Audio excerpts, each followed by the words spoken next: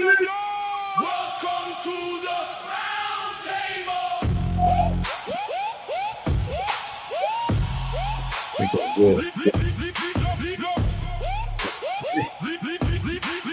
Welcome to the Roundtable. Data, no costume, just the facts. Every claim get weighed, every week point snap. Mr. Morpheus at the edge with the numbers in his hand. Elder Yara sets the tone, now the whole room stands. Got the Reggie in the cut, got the grabs laid flat. Shay on the line in the whole panel chat. King J, bring the God energy, keep your vision clean. sa.neter in the frame like a live news stream. News 102, got the truth in view. We don't chase the noise, we break it all in two. If it ain't built, don't prove it, don't make the grade. If it can't stand the light, then it fades away. Talk sharp, think deep, let the weak stuff fall. This is not a club, this is a council call. The Roundtable. Leave your beliefs at the door. The Roundtable. We came to analyze more.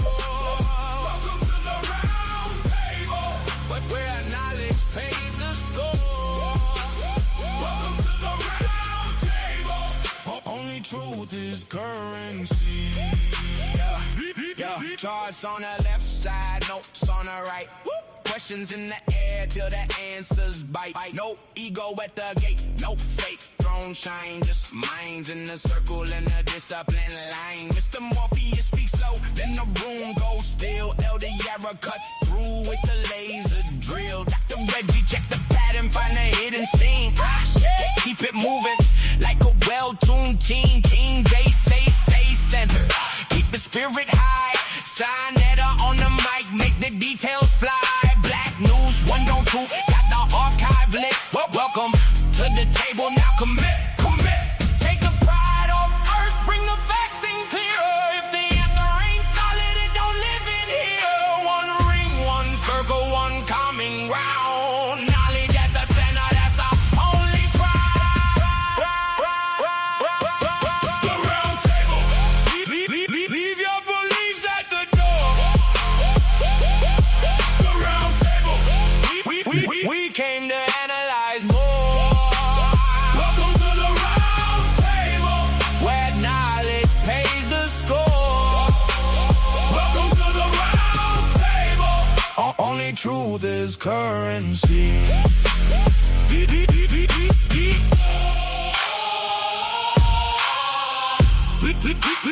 Leave your beliefs at the door. Welcome to the Roundtable. Where knowledge is the only currency.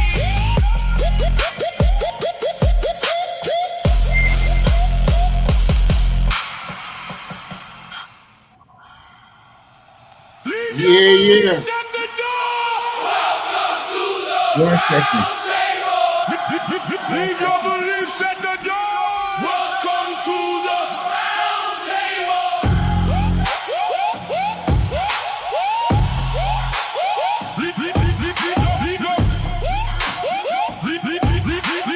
Welcome to the Roundtable. We pull up with the data, no costume, just the facts. Every claim guilt. We pull up with the data, no costume, just the facts.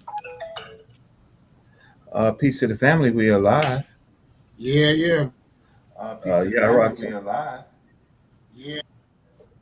Okay, I hear background noise. Peace, family. Yo. Can I be heard? You hear me? Yes. Let me I just can check. hear Okay. Let me just check. So somewhere is I have. Okay, Morph, you can talk. I gotta figure this out. Peace, family. Peace to everybody here. Gotta figure this out. Yeah, I got an echo. I don't know where the echo is coming from. All right. I don't have an echo, do I? No. Okay. All right. Peace, everybody. Peace and love. We here. Peace and love. I'm here with. I got an echo, man. Yeah, Rod, do you have YouTube open? Morph, do you have YouTube open? No, I don't. What about you, Yara? Uh, nope, I don't have it Let me check. open. Let me check Yara. Yara, do you have YouTube open? Yes, sir. Okay. Okay, more. Keep talking. 1 2 1 2 1 2 2 1 2 1 2. Okay, I think Yara, you're on twice, so you have YouTube open. More, you don't have YouTube open. No. Let me try I'm on. this. I'm on Hold on, twice. Reg. Hold on. Let me try this. I don't. Hold on.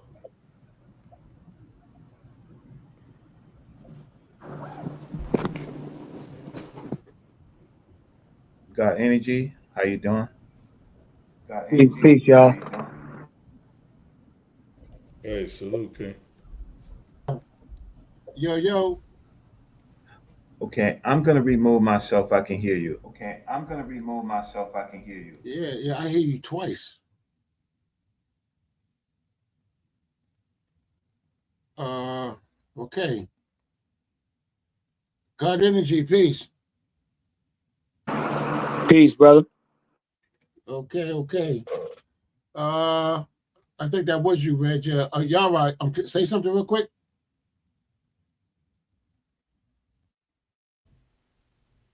Yeah, peace to the panel, man. Peace to the round table.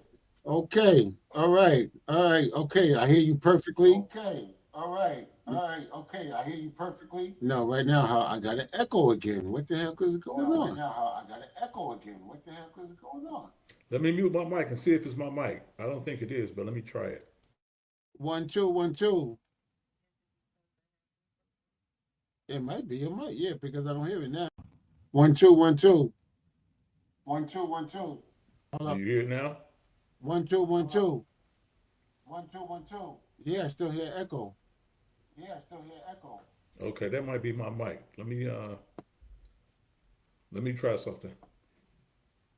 Like when I I talk, I think hear echo. After Nation Records is right. I think I do have a delay. Yeah, we figure it out. I don't know why. I'm gonna go out and I'm gonna come back in. Okay. I'm gonna go out and come back in. I might have an echo. All right. Go out. Yeah, and come back in. See what happens. God energy. What's good with you, man? Welcome to the round table. Peace, brother. All right, thanks for having us and hosting us. Yeah. So you get to get a seat at the table. Certain people get a seat at the table. You know what I mean? Right.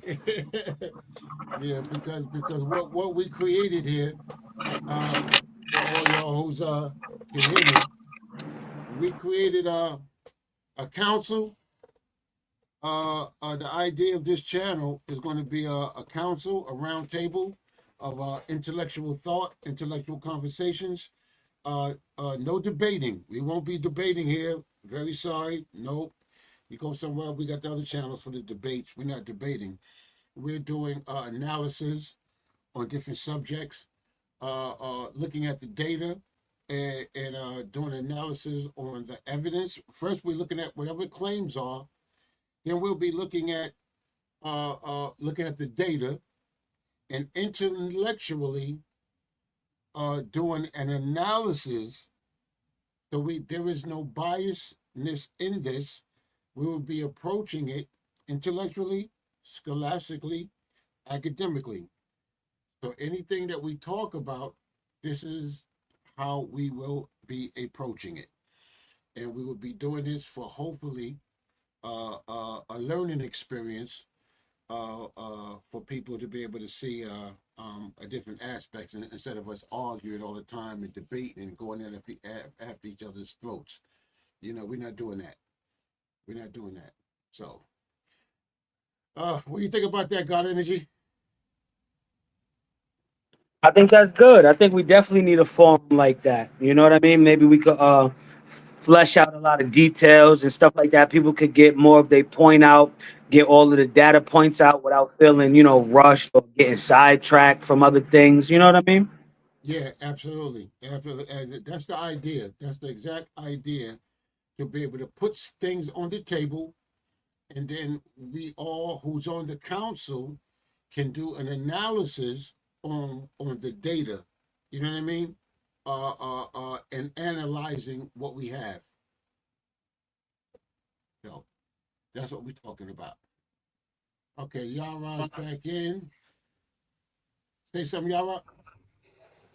Peace, family. Oh, I hear you. Great. Oh, perfect. Perfect. Peace, Yara. Yeah, Peace, yeah. family. How you Yes. feeling?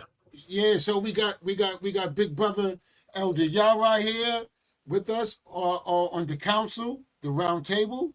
We got God Energy. We should be having Ashe join us on the round table.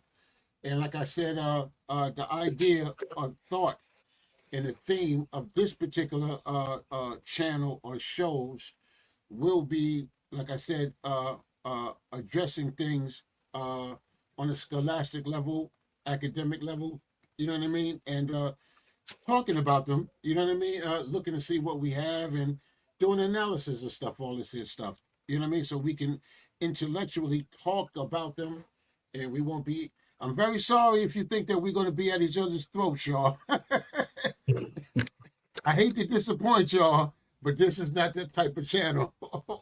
Everybody here who's on the council are very, very intelligent, intellectual brothers, and we can all learn from each other. And that's what I hope to do: to be able to listen and learn, teach, learn. You know what I mean? Absorb, build. It's a build. This is a building channel. We will be building with each other, right? And taking it from there. So it's not always going to be about religion, y'all. Very sorry. We'll be talking sometimes scientific, sciences. We'll be talking of what's happening in the world, government. It could be politics. It could be economics. It could be what's happening in our communities. More important things, right? You know what I mean? So this is pretty much where we at. Brother Yara, the floor is yours. Anything you want to say or open up with? Or Oh yeah, absolutely. First of all, man, peace to the panel, man. Peace to all you brothers. Peace to Guy Energy. Peace to Dr. Reggie. Peace to you, brother Morpheus, and the other brothers that will be joining us later. And hopefully, at some point in time, our sisters, our wisdom as well, be yeah, joining us. I'd just like to say this. Shout out to sa.neter first and foremost, for allowing us to build over here on this platform once again. Bringing a absolutely. new, yeah, bringing a new element uh, on this channel in this particular area. We have come from various diverse backgrounds, diverse backgrounds, and different things like that. I like the concept. First of all, let me say this: shout out to brother Morpheus, man, because uh, let me make this known. You know, I'm here, got energy. We're here, and the inception and others that have been joining us. But in a conversation that brother Morpheus and I were sharing and actually building outside of this channel, this was sort of his conception, right? Sort of his brainchild, right? And I was like, hey man, I'm with it. There's some things, we discussed that we were able to find some common ground, and just actually build as brothers, right?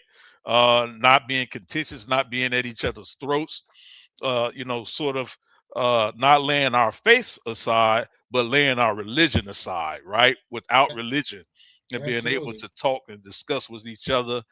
And we sort of, and as we were talking, I know everybody's not here, but as we were talking, um, we started asking each other, who do you think we should have on, or maybe invite on, because we want to have something like this.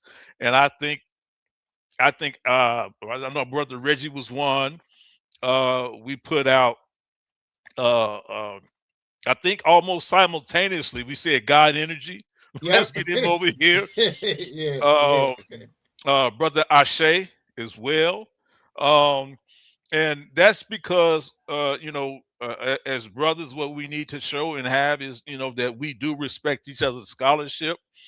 This is not about a right or wrong, because Right. one thing I like what brother Morpheus said, let the people decide. It's our job, or it is our goal to funnel the information. So again, shout out to sa.neter for allowing us this platform once again. He is the architect. He's the godfather of it all, man. So we really appreciate that. And shout out to Morpheus for this idea. And like I said, one thing me and Morpheus found out in our park here, sometimes you can have a preconceived notion of someone, right? While you on these platforms, and it's like, I don't like that person, or that ain't my cup of tea, or I would never do nothing. But once we get past all of the contention, And the and it's noise. really contention and the noise, and it's really contention over religion. We're not even arguing faith a lot of times. It's religion we're arguing over. Right. And so once we get past that, I think we understand that we are first brothers, right? And then there is some commonality in that where we can all share and build and grow, and hopefully that'll spill over into the people that are listening, and that's what we want to build on. So man, shout out to you, man, brother Morpheus, for uh, for um for this idea, man. And I Yeah, think, this is needed. This is definitely much yeah, needed yeah, no for the doubt. community. Yeah, God energy. You want to drop a little, open intro or whatever you want. I mean, the brother Yara, he said it pretty much the best. But shout out to sa.neter for hosting us again, and shout out to you for putting together the forum. You know what I mean? For us to create something like a think tank, right? With all Bingo. all of the researchers that we have. I like how Yara said, like, we shouldn't have a problem with acknowledging each other's intellectual prowess as researchers and respect each other as researchers, regardless if we disagree on this point, disagree on that point, disagree about our ancestry, right? We are still brothers in research. We are still brothers in this endeavor that we're taking on. You know what I mean? And I think creating a space and a forum for that is exactly what was needed. Was a niche that wasn't being filled. You know what I mean? So Absolutely. I think it would be very powerful to create a think tank, maybe create a space where the competition of I'm right, you're wrong, I know this, I know that, I'm privy to all any source you could ever bring, and all of that kind of ego stuff. I Yeah. think this is a nice change of pace for us to possibly get some work done, get some clarity, and teach the people as much as they could learn, and teach the people as much as we have to offer. So I A- like the idea. Absolutely. Brother Reg. Yes. So, uh, thank you, audience, for tuning in. This is our debut show. There is a channel that sa.neter selected for us to be on. I think it's called the Roundtable 101, and he's given us the opportunity to be on on the big show today, on some of the other shows that will be on Roundtable 101. One of the things that we want to do on this channel, because we have our in-house guests, which is Ashe and Brother Ashe and God Energy and uh, uh, Brother Black Sage and yourself and occasionally myself, is that we want this to be a place where first um, everybody can put in their cash apps, right? So why? Because this is research. These are some of the best minds. We will also have other guests from the outside, from other Hmm. channels, very popular channels. And so what we want to do is make sure that research is valued. So we are asking when we put in anybody can put in their cash apps, and once they do, you can gift them $1, $5. We're not trying to break your bank, but or you could spread it around. But we want to make sure that everybody who asks research gets value, right? Does that sound correct? Yeah, absolutely. Right. So Absolutely. the difference between some of the other channels, if of course, if Brother Sonetta, shout out to Brother Sonetta, if he has a guest, then he puts in that particular person's cash app. But when we have a round table of Mhm. expert research, we want the audience, look, again, $1, $5, right? You just have to watch your budget, right? Um, Unless there's a sole a guest, a guest that we are highlighting that from the outside. But in the meantime, we definitely want, if you hear something that you didn't know, you like something, give a gift to the researchers, right? And I'm happy to be about this. So the topic of the day, we're going to start the show with the music again, and then we're going to introduce the topic. All right. So let me put the music in for the people that's joining, and then after that, we are going to start. Someone can reach out in the meantime to Brother Ashe, and I think also King J was invited. Correct? Yes, yes, yes, yes. Yes. Okay, Hey, so if you can reach out to them by text, and let's get ready to rumble. Let okay, me so Sonetta wait just 1 second. No, I gotta put in the music, and then you can come back on. All right? okay. No, Go, go. no. It doesn't work like that, more. Sorry. So here we go. After we put on the Turn it up, turn it up.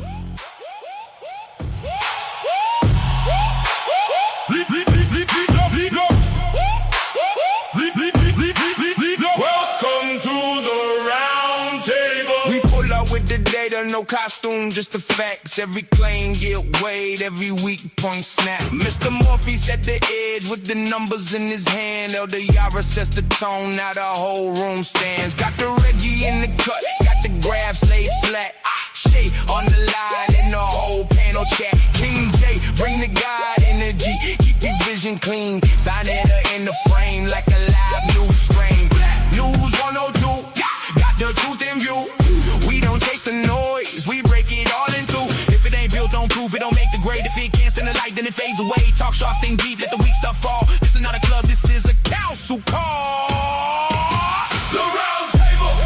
Leave your beliefs at the door. The round table.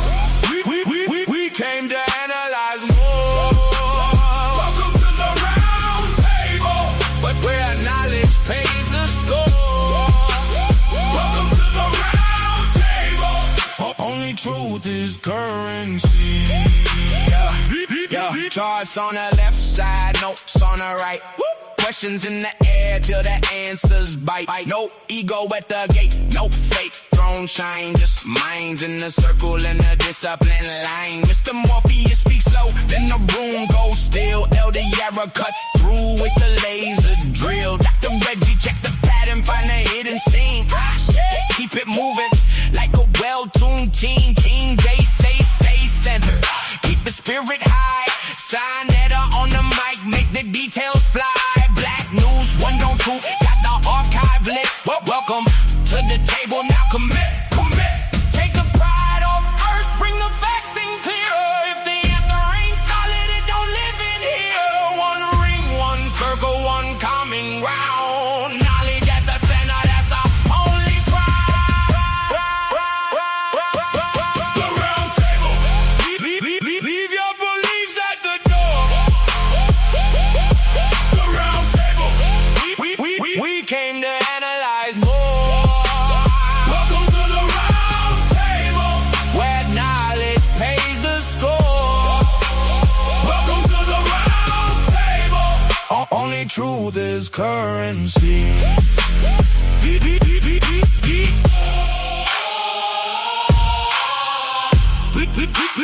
Leave your beliefs at the door. Welcome to the round table, where knowledge is the only currency.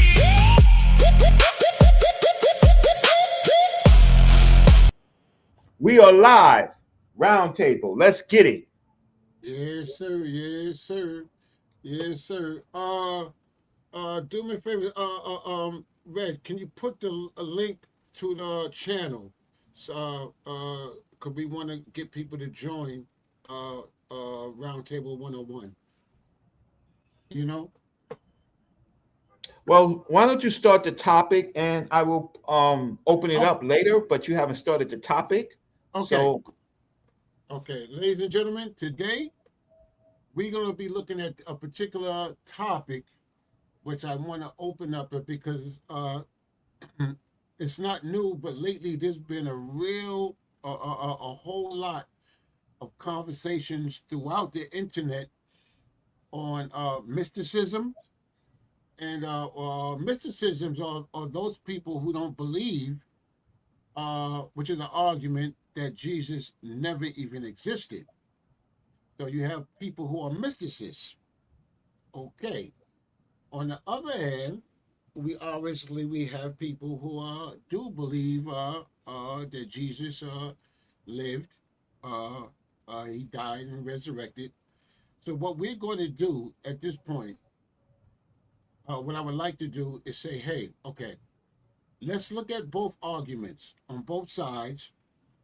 Let's analyze together the data, right, that exists on the arguments.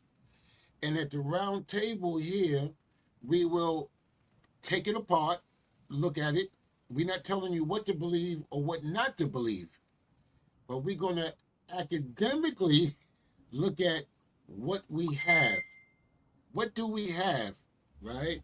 As far as the topic is concerned, we're going to start off with this with the death of Jesus Christ. I call it the cold case of the death of Jesus. And let's look at the evidence, not faith. We understand that there are people who have faith in the story, but we will be looking at this from an evidentiary position, not a faith position, but an evidence position, and doing an analysis on the data. All right, and that there would be historical manuscripts, texts, history, and we will be analyzing this, all right, together intellectually. Okay, so that's the topic. That's what we're gonna start with, the first show. Okay, so uh, I would like to look at it and say, okay, because we have mysticists, people who don't believe, then we have to analyze. Well, why don't they believe the story, right? What are they looking at? And we already know the position of those who, you know what I mean, have faith. But we're taking faith off the table. We're just looking at the evidence and the data, and then we can draw or help you people to draw a better conclusion to make your own mind up. Excuse me, about what you think.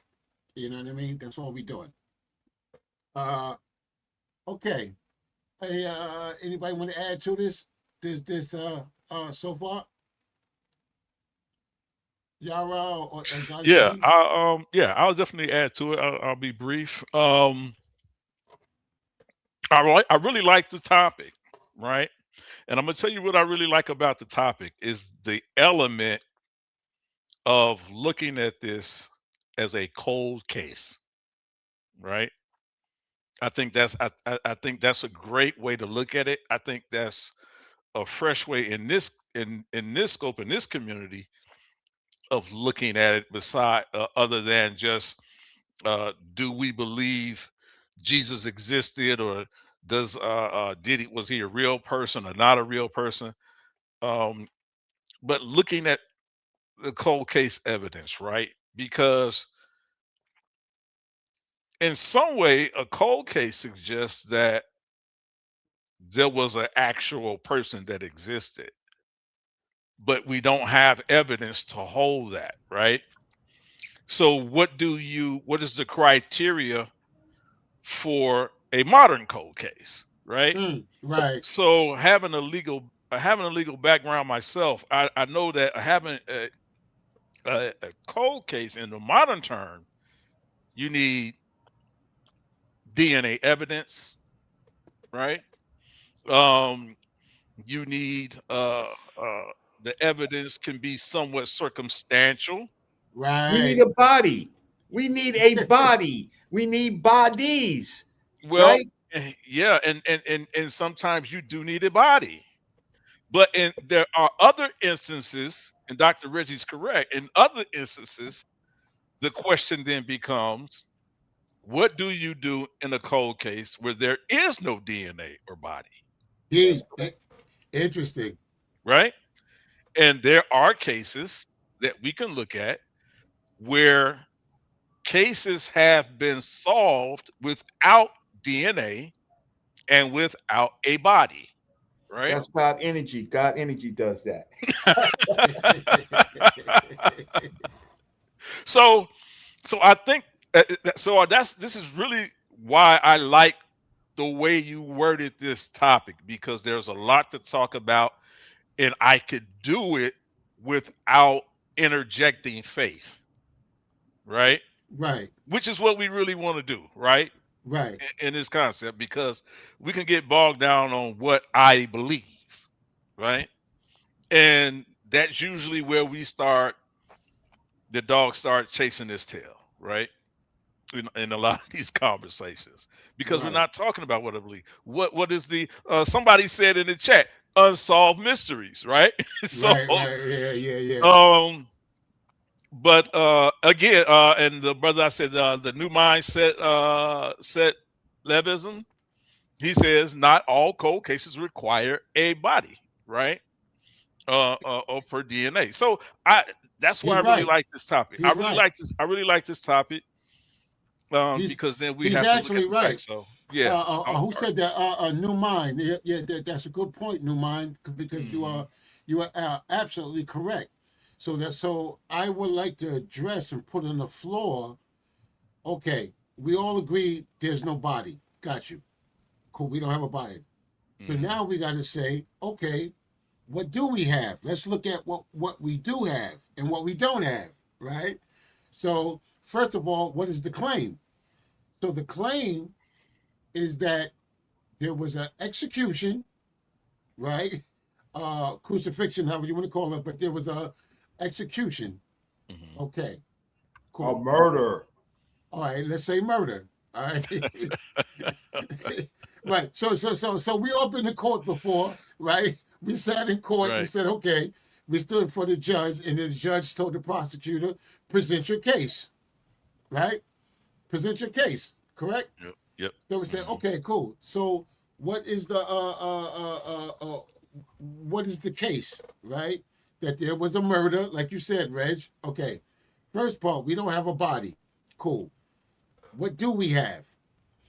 Uh, we have uh, I will call them uh, um, when you call them gospels, but like in court, they would be called, Witnesses. yeah, witnesses, but affidavits. We have affidavits from so-called witnesses about what happened. Do we all agree? That's correct. Yes, I would Okay. agree. Absolutely. Okay, cool. So if we put all this together, say, okay, y'all, uh, Reg, you brought up something to me. We talked earlier. It's like, who are the parties involved? Correct. All the 12 original disciples. There's Jesus the Christ himself. There is his 12 disciples. There are the women associated, his mother and Mary Magdalene. And then there are Pontius Pilate. There's Caiaphas. There's Herod. There are people that Jesus came in contact with. And then there are the apostles, right? The ones who wrote the stories that are a little bit. Some of them are a little bit different than the actual people that walked and talked with Jesus. So those are a number of different parties. Everybody that came in contact with him, those are the affidavits that we uh, need, because unfortunately right now we don't have witnesses we can bring to the stand, but we have the affidavits, and then later we have the church fathers who right. So there are a number of parties, and then there's archaeology, of course, uh, whether or not these followers of Jesus died as Hebrews or did they die as Christians? Were they buried as Christians or Hebrews? That's the archaeology. And God Energy, he does a better job than I of looking at archaeology in a sense of things that are there, things that are not there. So I think I've talked about who might we begin to talk about. Then there are people who was not there, who of course certainly not there. There's Paul, and you'll deal with Paul, and to include him or exclude him. But there are those people, and then there's the archaeology. There's where he was buried, where he was entombed, uh, where that was. Then there's interest in where other people died. Do we have more bodies? Do we have any bodies? Right? We have after David's, and then it's the chronology. So I'm gonna stop. God Energy is probably one of the better detectives in this thing. So I'll let him talk, and King J talk, and Ashe. Well, Okay. I was, I think I've been thinking of the word hearsay as well, right? When you mention affidavits and stuff like that, I've also been thinking of hearsay when it comes to maybe Josephus, Tacitus, and things like that. When Eusebius is writing, when the early church fathers are writing and coming up with the fates of the 12 apostles, right? This I think falls into the category of hearsay if we're going to stick with the judicial jargon, and that's where I'm at with the process of elimination of what's credible with this because how credible is Tacitus? How credible is Josephus if we're accepting their word years after the event? And if we're looking for the parties involved, we're looking for genetic evidence, if we're looking for things that bring us to the time and date of this occurrence, do we accept people that live, decades later, like Tacitus and Eusebius and these individuals, right? Then when you look at the things associated with Jesus and his life, and we could find, parallels to other mythologies. Okay, are we going to hold that as credible to what happened in this situation? And then what are we left with, right? If we eliminate the mythology, if we eliminate those that are just bringing hearsay, what are we left with to represent a real biography of this individual, and when you erase these things, the biographical evidence falls with those that are coming with the hearsay, like Josephus and Tacitus, right? uh a lot of people like to go to the historians and point to the literalist statements made by Josephus, the literalist statements made by Tacitus, meaning they mention Jesus in a literal way. So Okay. you know what I mean? But Okay. those are but that brings us to the individuals, that are bringing the hearsay. So Oh, I think it's an interesting case. okay. Okay. Okay. Let's put this on the floor. All right. I'm gonna Mhm. start with this. Uh, let's look at the earliest documentation or writings that we have. Right. The earliest Christian sources, and brother Yara, correct me if I'm wrong, Hmm. would be Paul, right? But Yes. I think Paul, we can't use Paul in this case because Paul's attestation is a vision. We're not dealing with supernatural, right? Nothing supernatural, right? And we're not dealing with visions. We're trying to look at evidence, right? And so I don't think Paul would be acceptable in this case because he's talking about a vision that he had or a spiritual thing. You know what I mean? So I don't think Paul is acceptable in analyzing this case because he didn't know him, right? He didn't know him. Uh, he claimed to have known his brother, right? But that's problematic because he claims to have known James, but we have no confirmation from James that he knows Paul. Right? We don't have anything Mhm. from James that said he knows Paul. We have Paul saying that he met James, the brother of Jesus, right? So Mhm. I don't know how would we look at that? Like, you know what I mean? Paul, because to me, Paul is not a strong, you know what I mean? For me, looking at it, he's not a strong witness because he's not a witness. You know what I mean? Get God and yeah. Yeah, and he would fall into a similar category that I had laid out. But with that too, where I'm at with Paul is Paul's actual existence, right? There's a cold case on Paul, right? So Exactly. how but in this cold case about the historical Jesus, I don't think it's proper to use a figure who requires a cold case on his historicity as Thank you. well, Thank you. right? Thank you. Hold on, let me say this real quick. Thank Mhm. you. That's why I want to eliminate Paul because Paul got his own issues, right? He got his own issues. So yeah, I agree with you. Okay. Okay, look. Are you? I'm sorry. I didn't know it was there. Yeah, No, the go ahead, floor Is go is ahead. that it? yeah, Okay, yeah. floor is open. Yeah. Here's what I would have to push back in regards to Paul, right? So we often hear the argument that Paul is not a good witness because he never physically met Yeshua. Yeah, I agree with that. He never physically met Yeshua. Um, but we hold him to a disdain because of that. But what we do know about Paul is that Paul was first uh, a Pharisee, right?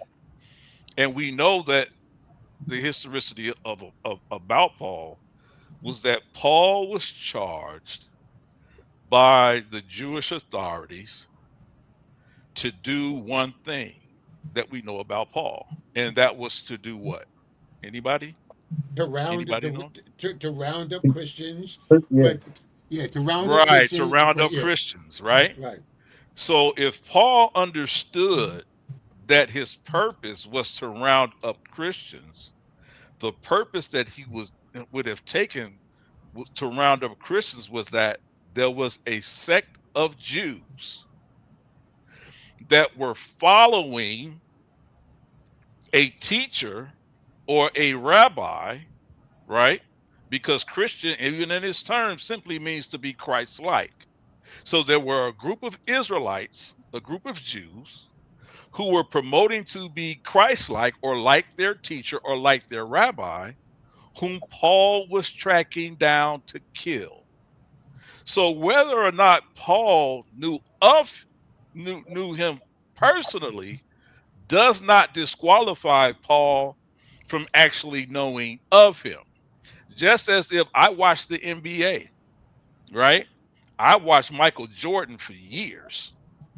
I've even been to some Bulls games. I even been to a crap game where Michael Jordan was shooting dice and Mhm.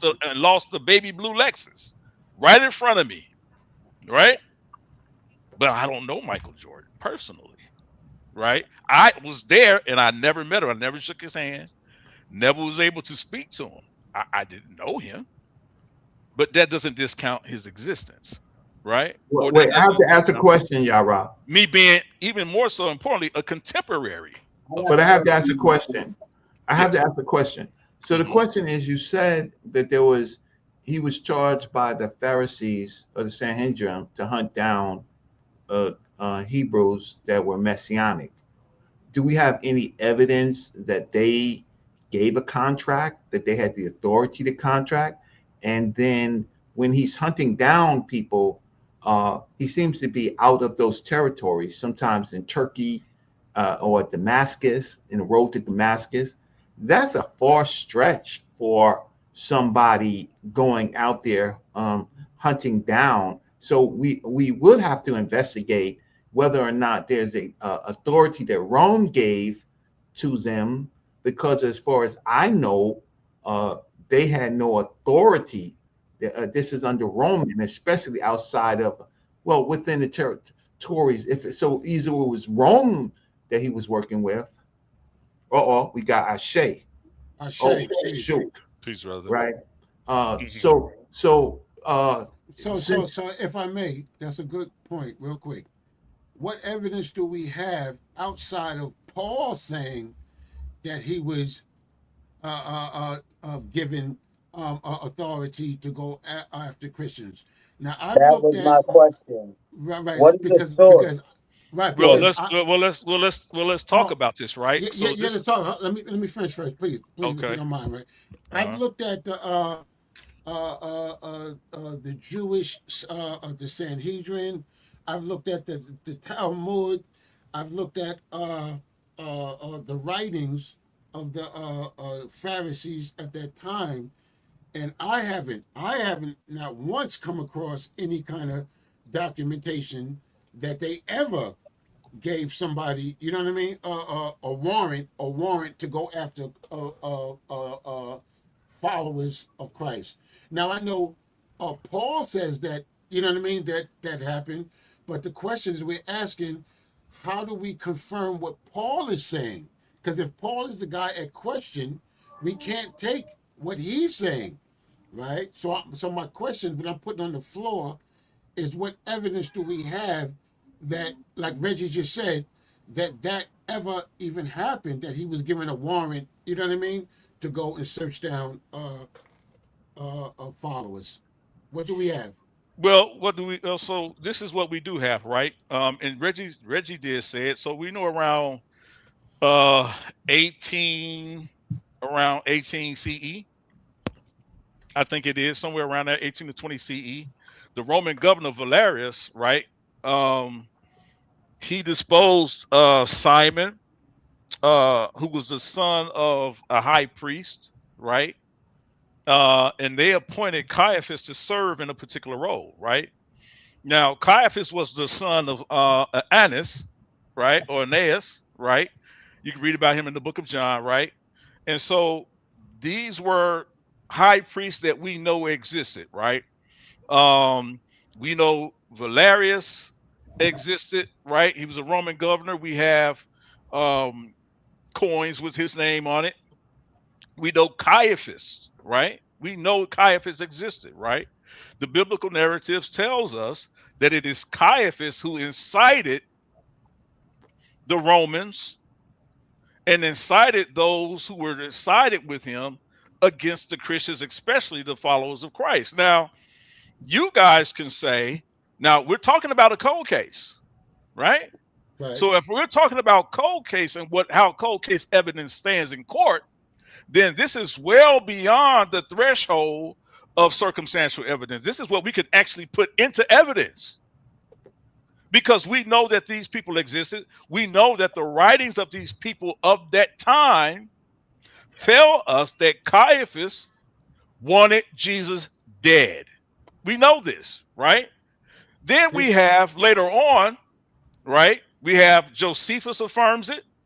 They all mention someone who was actually contemporary to the entire thing, not just Caiaphas, but Dr. Reggie pointed out as well. Pontius Pilate.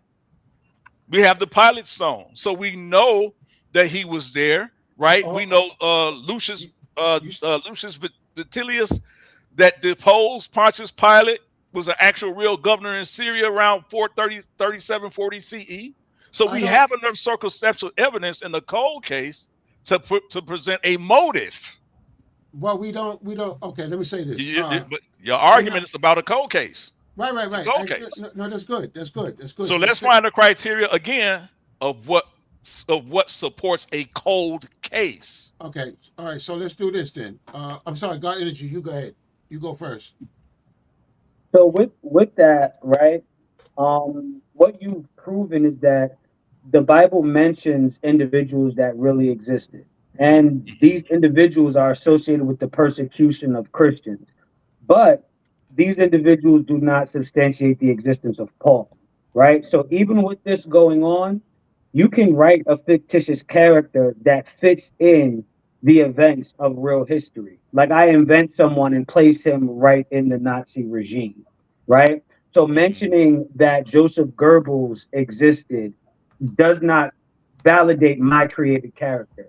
So if we're questioning the historicity of Paul, just citing that Christians were persecuted and the character Paul persecutes Christians does not validate Paul's existence. So what you more strongly validated was the existence of Christians, the existence of Christian persecution, and Rome's involvement with Christian persecution. So with Paul, the question is, was Paul a literary creation? Right? Most some associated with the school of Marcion. So that's where we're at with this. And mentioning Roman governors that actually existed does not exactly prove the existence of Paul. I understand, but if we talk about the existence of Paul, then, and I'm glad you brought up Marcion, because it is Marcion that no one argues against his existence. Marcion says directly that Paul was a real person. That's Marcion's testimony, and no one argues against Marcion's testimony. No one, right? They may argue against his theology, but they don't argue about whether or not he was a real person. And Marcion says that Paul was a real person, who he Yeah, based most of his theology on, his right? Evangelion. Yes. Yeah, Hold on. Marcion's Evangelion was a Yeah. Pauline gospel. Absolutely. Marcion had one gospel, and he said this was a Pauline gospel, Yes. right? So, Yes. but with the school of Marcion possibly inventing this character, then relying on that and saying this is Pauline, there's a little bit of play there. But I'm with you on the fact that Marcion does promote Paul, right? And people don't question Marcion. So I get what you're getting at. Yeah. I get Okay, what you're Morpheus. getting at with that. That's a So good point. Morpheus. Okay. Well, one thing is I did send the link for Nepal because she's a Bible researcher. So Yeah, no, I sent doubt. her No that doubt. for pushback. But I want to remind the audience first, this is about the cold case of Jesus Christ. Not Paul. Right. Yeah. Right. Before we Good get little into y'all to other stay away characters, from Paul. and then Ashay did not speak. So Yeah, Ashay, peace, we are on Ashay. this. Peace. We are on this cold case for the wrongful death or murder of Jesus Christ. Okay. And Before you go on, Yara, real quick, that was a good Yes, sir. point. That was a good point. I'm going to get back to that though, but that was a good point. Yeah. Go ahead, Ashay. Go ahead. No, no. I'm gonna be completely honest with you, brothers, man. When it comes down to this New Testament and all of this, I'm pretty much out of my league when it comes to this one. I'm gonna be real with you. But you have analysis. I'm more of an OT guy. So when it comes down to and I analyze the OT, I know when it comes down to this New Testament, it's a lot going on with it. It is to a point I sort of shy away from it. I agree with that statement, though. Brother, Believe it or not, I agree with that statement. I respect that statement so much. You know what I mean? Because absolutely. you could have spent the time watching some documentaries real quick. Yep. You could have got on the line real quick and asked Google a few questions and and tried to come up here and be egoful. Yep, I but agree. You simply was just like, you know what? So I definitely respect you a whole lot for coming up and just making that statement. Yeah. Being intellectually honest, where a lot of people don't do that. Absolutely. Okay. Absolutely. I second that. Absolutely. All right. Okay, so here we go. All right, that was good. Right, that was a good round. I like that. So that we don't get caught up in Paul. That's another True. show we'll do another day. You know what I mean? Agree. About Paul. But let's zero in on the reason why I vote to eliminate him is because he's not a witness. He didn't know him. So if I'm in a court, right, and the judge says, "Hey, call your first witness. Call your first witness," right? Okay. So then we call our first witness is going to be the earliest gospel writer, which would be Mark, right? So the judge says, call your first witness to the stand. Okay. I call Mark. Got you. All right. Hello, Mark. Put your right hand up. Right? We're going to read Mark's affidavit about what he witnessed, so forth, right? First of all, Mark, did you know Jesus? his answer will be no. We agreed that his answer would be no. Then the next is going to be, well, when did you write this? And the date of Mark, most scholars in the consensus is written around the year 70, between 60 and 70. Would you agree with that date? Anybody got a problem with that date? Yeah, I got a problem. I got a problem with that date. Okay. I got right. a big problem with that date. Okay, could you please tell me why? Just tell us why. Because could we produce a manuscript from 60 or 70? Mm-mm. Mm-mm. Right. There is no manuscript that dates back to the first century. You know what I'm saying? I would definitely need the name of that manuscript, because as far as I've researched, there are no first century documents. There are no first century documents. Okay, so let's do this. So let's go with the consensus, right, of modern day scholarship, right? And the modern day, but that's a good point though you got, right? We'll get to that. But so far, so we can move this along, let's go with the modern day consensus in scholarship of the dating of Mark. Elder Yara, what would you give that date? I would give that date around 70 CE or so, actually written. Yeah. Here's my pushback, if I may. I want to say pushback. That's the wrong. I haven't finished yet. Let me no, finish not even to you. I was just responding to the good brother that just spoke. I don't want to use that terminology. So y'all correct me if I start going that way, right? Get me out of that habit. Y'all just get me out of that habit, because we're not debating. We're not debating. We're having a good discussion. Exactly. So don't let me fall into that trap. Y'all check me right away. So I am aware, right? When people say that there are no first century manuscripts that exist today, there are no verified first century manuscripts that exist today. I agree with that statement, right? While the texts themselves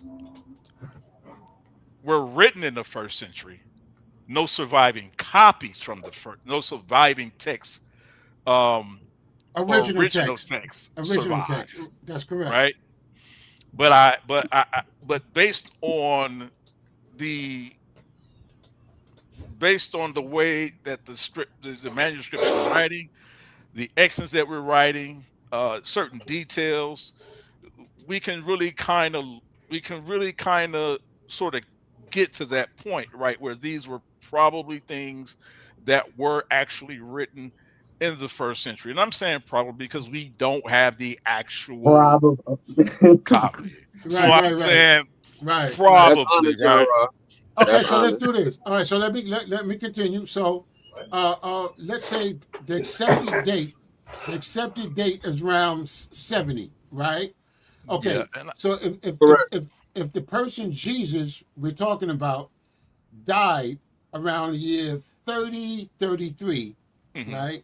Then what we're saying is that Mark is writing almost 40 years later.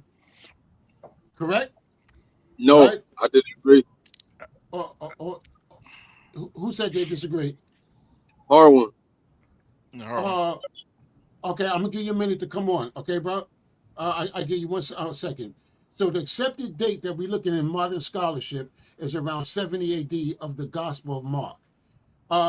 It also in scholarship, modern day scholarship, they say Jesus died around 30, 33, sometime around. So that would make the book of Mark or the Gospel of Mark 40 years later. That's what I'm saying, right? So now we're looking at about 30, 40 years later, and we're talking about a person, Mark, Your Honor, who never knew him. Your Honor, right here. Yeah, the first person that you called to the witness stand was Mark. And he says, Mark, did you witness the murder? Mark says, no, I didn't even know him. Right? Mark says, I didn't even know him. Then it says, hey, Mark, well, where are you getting your information from about the murder? What does Mark say?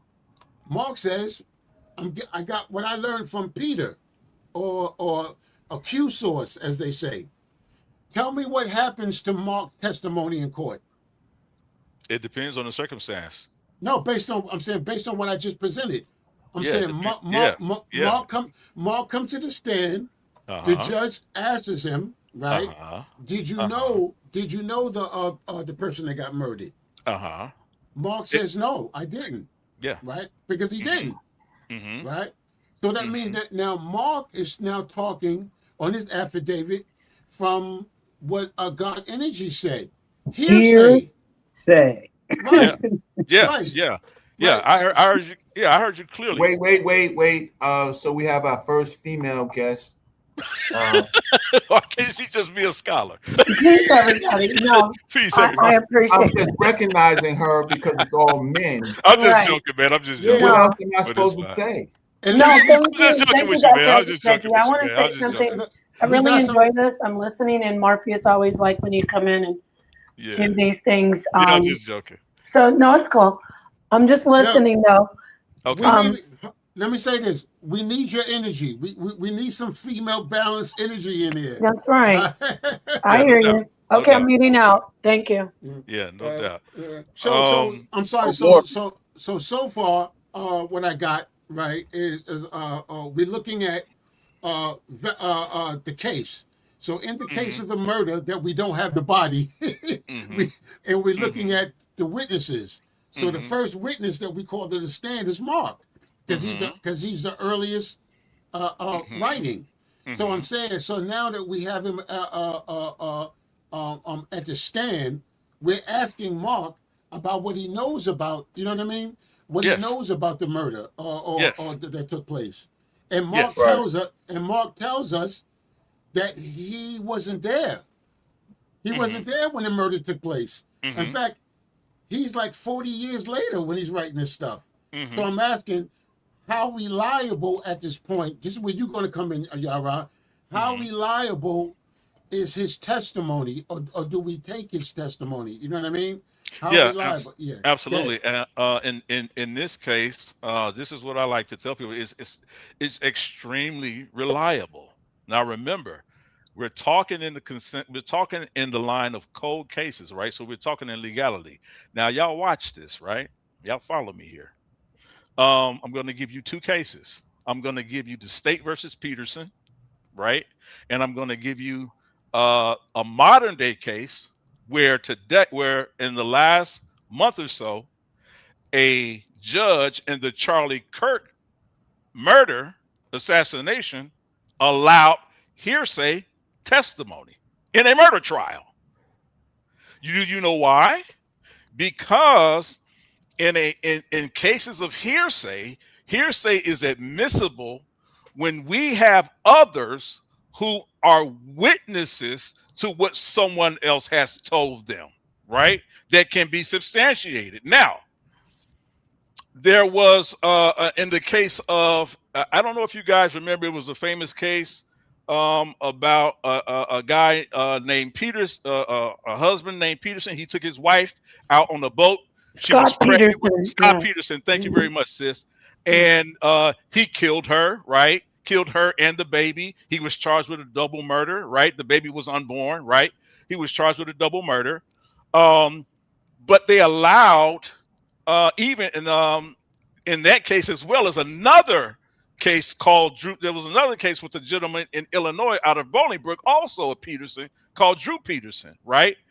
He dissolves his wife's body in a vat of acid. No body, no DNA, right? Do you know how he was convicted of the murder, of the crime? He was a police officer, but they convicted him of the murder based on hearsay. What was the hearsay? Because before the wife was murdered, she told her friends, if I'm dead or if I don't come to work, look at my husband, because he threatened to kill me many, many times. That's hearsay testimony, but it was allowed. And based on that was part of the conviction. Nobody, no DNA evidence, no witnesses. Right. So Based on the circumstances and the scenario you just gave, you got a 50-50 Right, chance but that the There's a judge might different allow that in. context. There's a different context though, because the victim in question is the one who made the statement. And in those types of cases, the spouse is always the primary suspect anyway, regardless of who said what or anything, right? So they were always going to look at the husband. They are actually required to look at the spouse.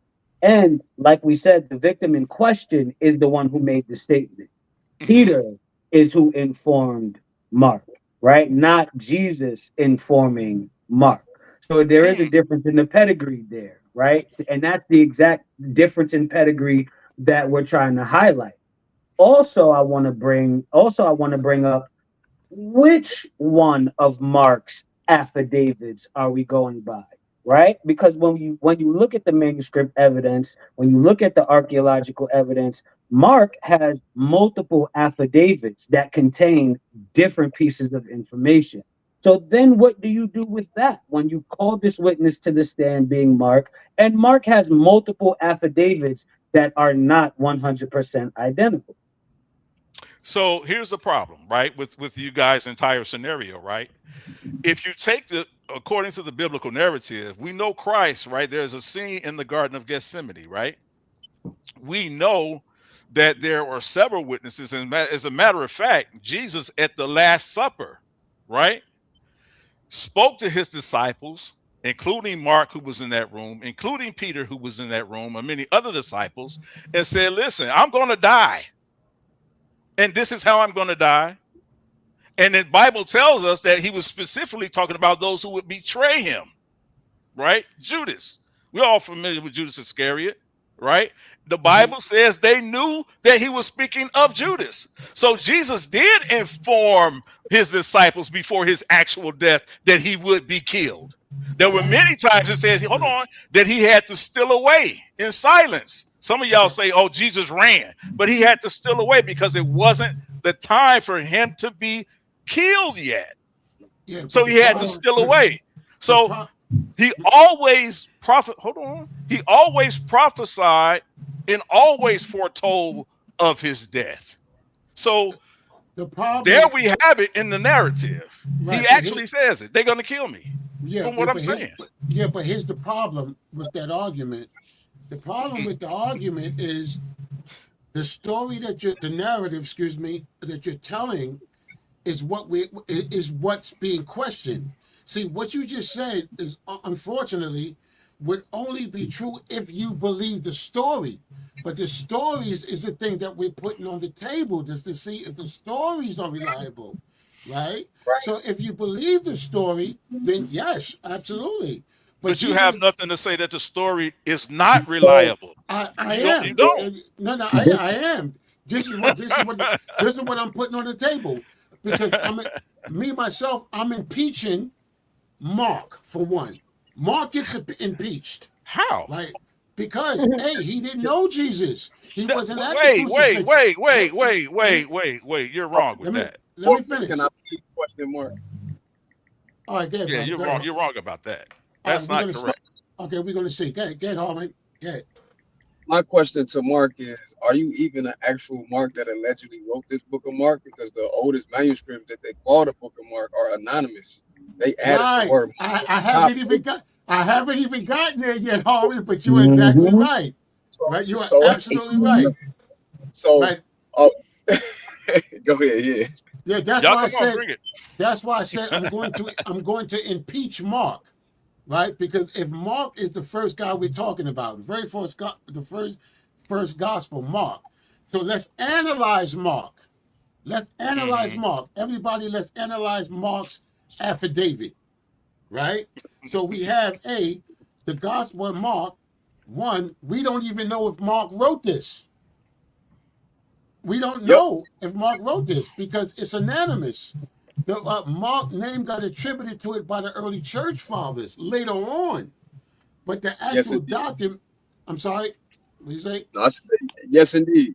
Right. So that's what I'm saying. Let's analyze. Let's analyze Mark before we move on. Let's analyze and see is the gospel or the affidavit that we're looking at, is it reliable or not? right? This is what we present. Now Morpheus, Y'all go. with that, right? If the earliest manuscript, meaning you have to look at the manuscript, discover the manuscript to see that it's anonymous. So Right. at that point, we can't even say that an actual Mark wrote it. Then you see how ridiculous it is to then definitively say this questionable actual maybe Mark definitely wrote in 70 when the second century text, the first one in existence that we have, doesn't even have the autograph on it. Then you're gonna That was presuppose this person wrote in 70. So now yes, you're starting to see how not how implausible this 70 AD date is. But I absolutely. digress.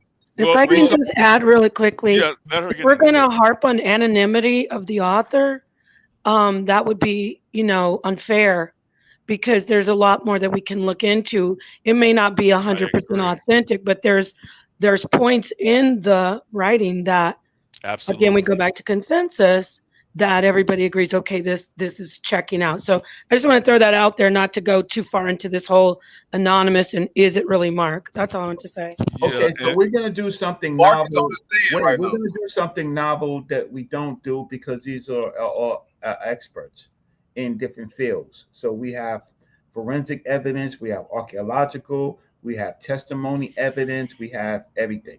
So, Mr. Morpheus, you're gonna Yes. have to call. This is your expert witness. You pull together expert witnesses that can help the prosecution and the defense. So we are expert witnesses, right?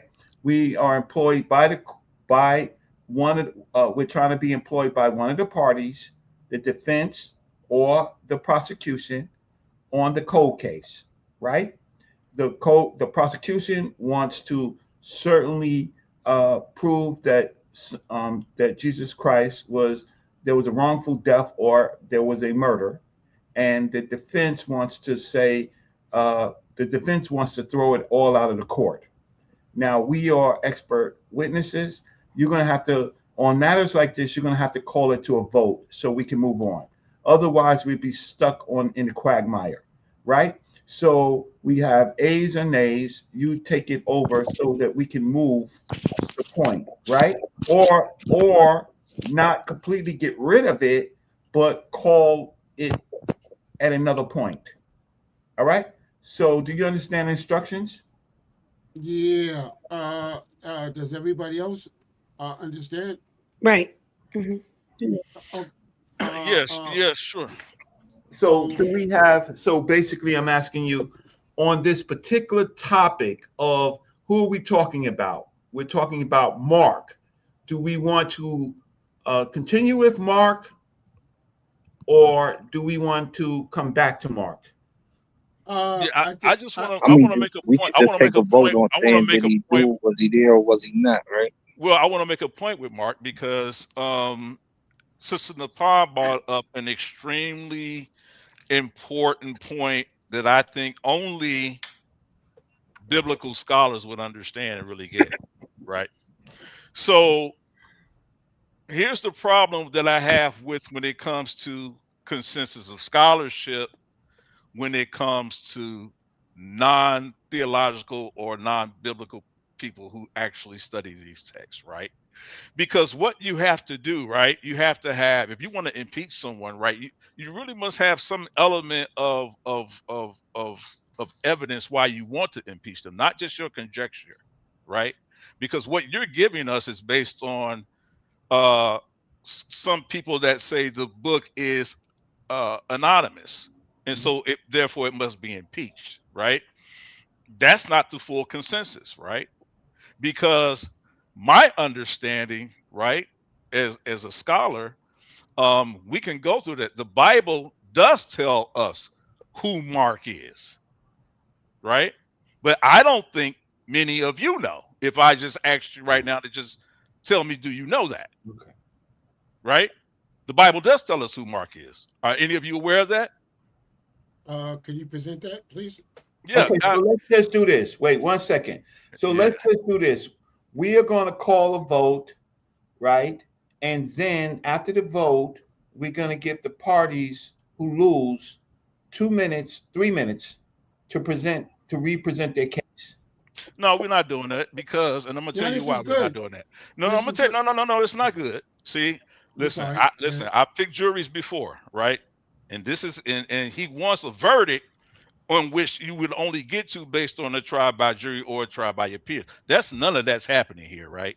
So we're not gonna do it that way, right? There's another way we can do it. Y'all figure that out. But that's not the way we're gonna do it here, right? So because again, that only comes down to each and every one of you guys' belief. And if we're leaving belief at the door, then this is what we cannot be doing, right? Because if we're looking at the circumstances of evidence, when you say that the book of Mark is anonymous and the text actually gives us the name of Mark, who we know was associated Mhm. at the time with Christ as a contemporary, then that's what we should go off. You can't dismiss the book itself Call Okay, to so order. Call to But order. call order. So Wait, call call to to order. order. What I because that's want, the testimony that's on call, record. call to order.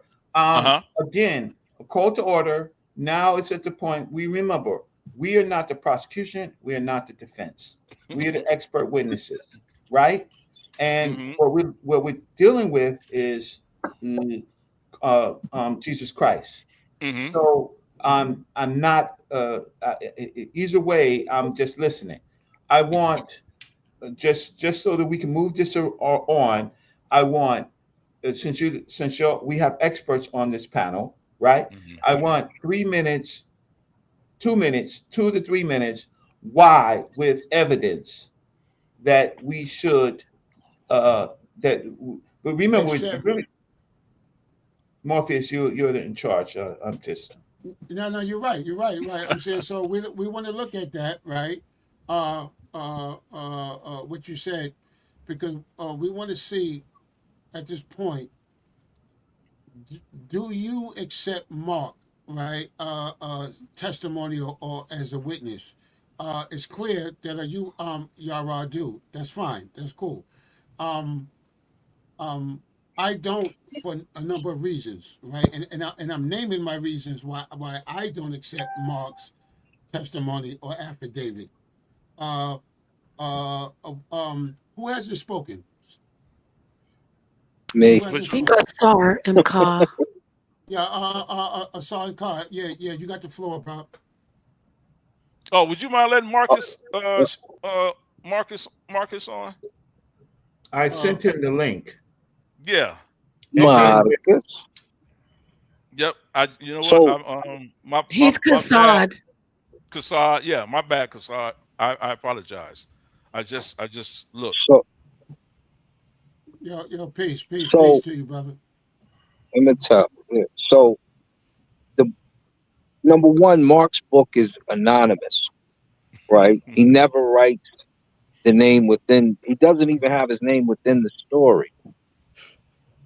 Okay.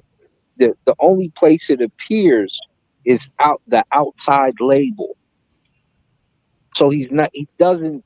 Anyone who would bring conjecture that he writes his name in the text or that it's in the text would be wrong. It's only on the outside label when you talk about the Gospel of Mark. So how then do you profess that he's in the text, brother Yara? I Before have you the answer same that, problem. Yara, Go ahead. Go I ahead. want to just ask you before you answer that, because Hmm. I thought about what you said. I thought you were talking about the Gospels. Hmm. Are Yeah. we, if we're going to take Paul's account, right, Hmm. and Peter, then how can we discount Mark? Because he is in Acts, correct? That's Because correct. Peter didn't I'm write gonna Peter get either. him. I'm gonna get mad at Paul too, right, sis? Okay, Because I cut Yara off, but a coconut fell in my head. Go ahead, Yara.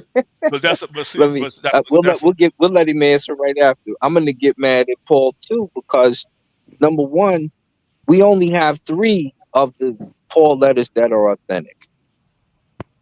Now we've got three, and we've got Paul who never met Jesus, used to go against Jesus, and his gospel appears to be different than what Jesus used to preach.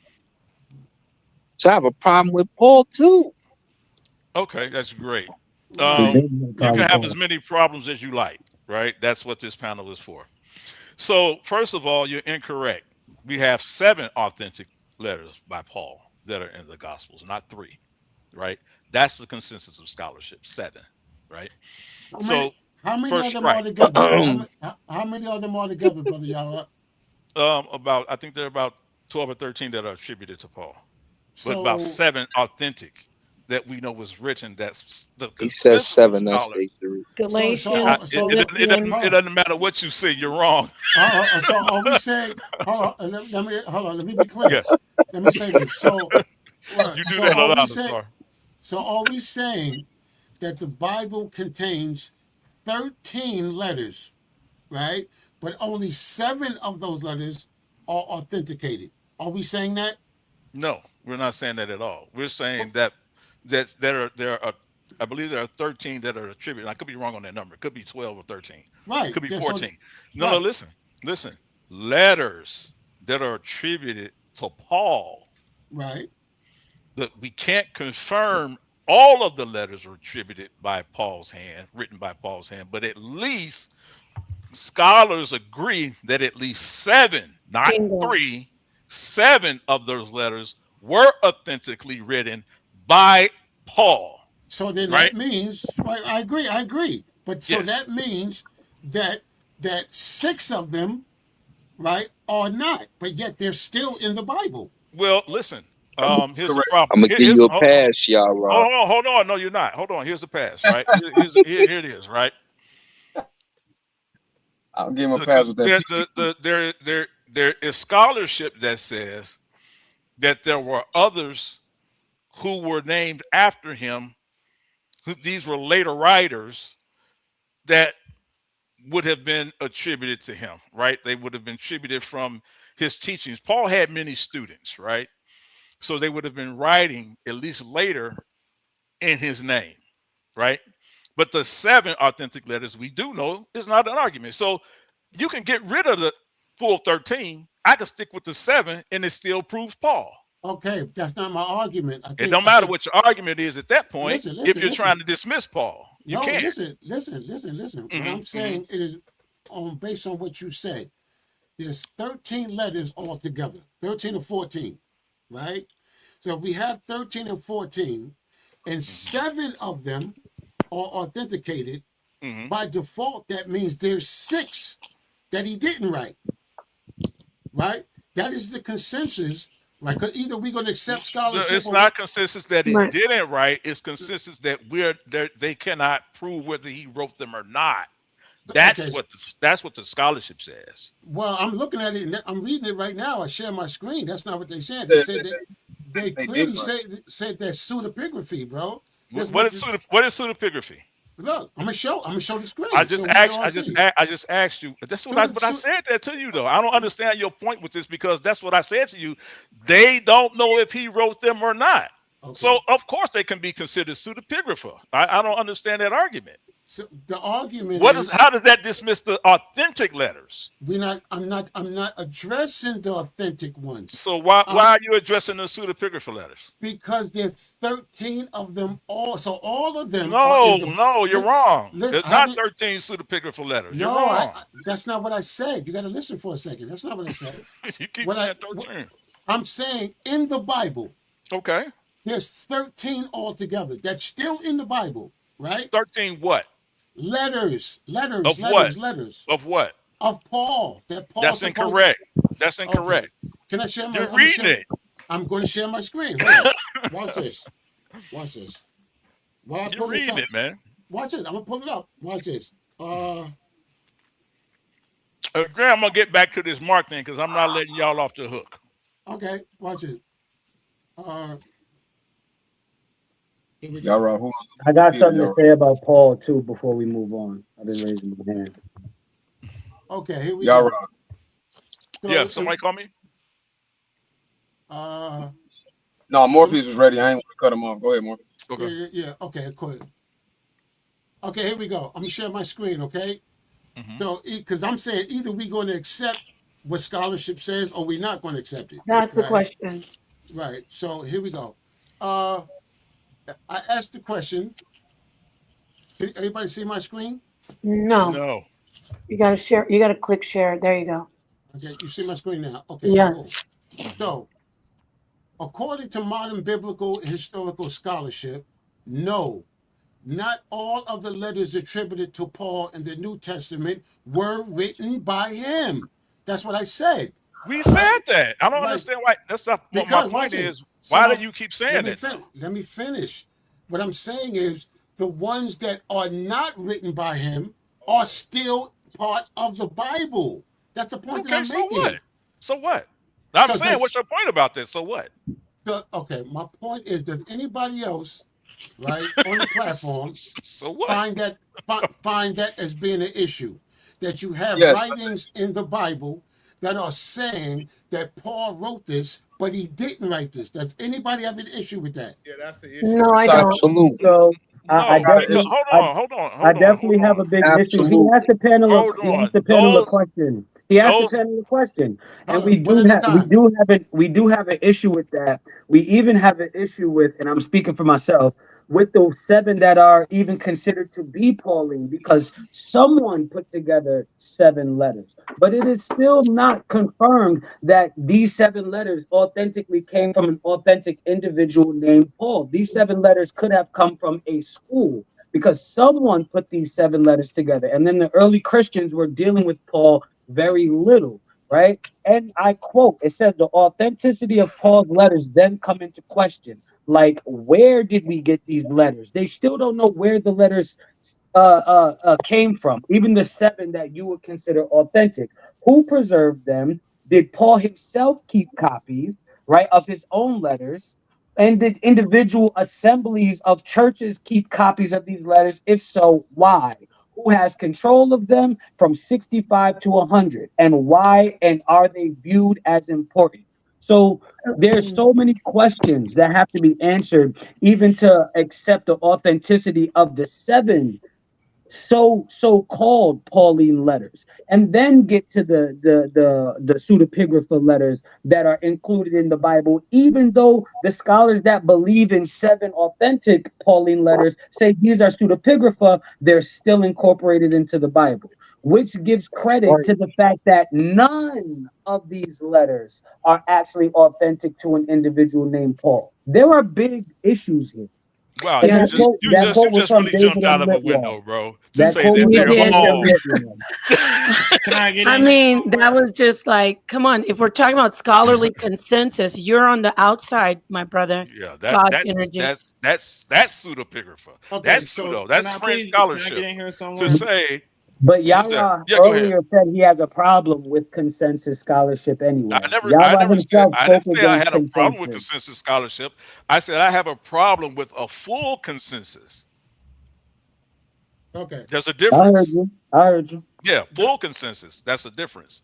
the, So who I'm sorry. I think Kasab was speaking. I'm Wait, sorry. one second. So there's GNC Capone. You're gonna have to turn on your camera. Okay, so you can No, turn it off now. he's a good brother. Okay, that's fine. Oh no, the space is limited right now until somebody kicks off. So GNC, GD Capone. GD and Capone. Yeah, Capone. So when someone pops back in, I'll keep trying to, right? But the space is okay. So somebody popped out. So he's in Yep, the Think back. he's on something tab. There he hopped off. is. Who popped out? Napa? Oh, Something. no, no, no. No, I no, no, didn't. I'm no. here. I just Okay. was putting Morpheus at the top. Yeah, Oh, He okay. came back he to better the not go bottom. nowhere. Oh, something in the There. pot. So wait. We are going to do this all night. So that's why I said Yeah, that that's true. at That's some true. point we have to take a vote so we could continue on, right? And otherwise we're going to be I arguing agree. That's and true. Paul That's all true. That's night. true. That's true. yeah, yeah. So That's true. Yara, say your Yep. And we piece on got to it and let us solve this cold attack. case, right? We got to see. Yes, absolutely. Right. Yeah. My point. I just want to make the point about Mark, right? When they talk about they don't know who Mark is, right? Or it was attributed to Mark.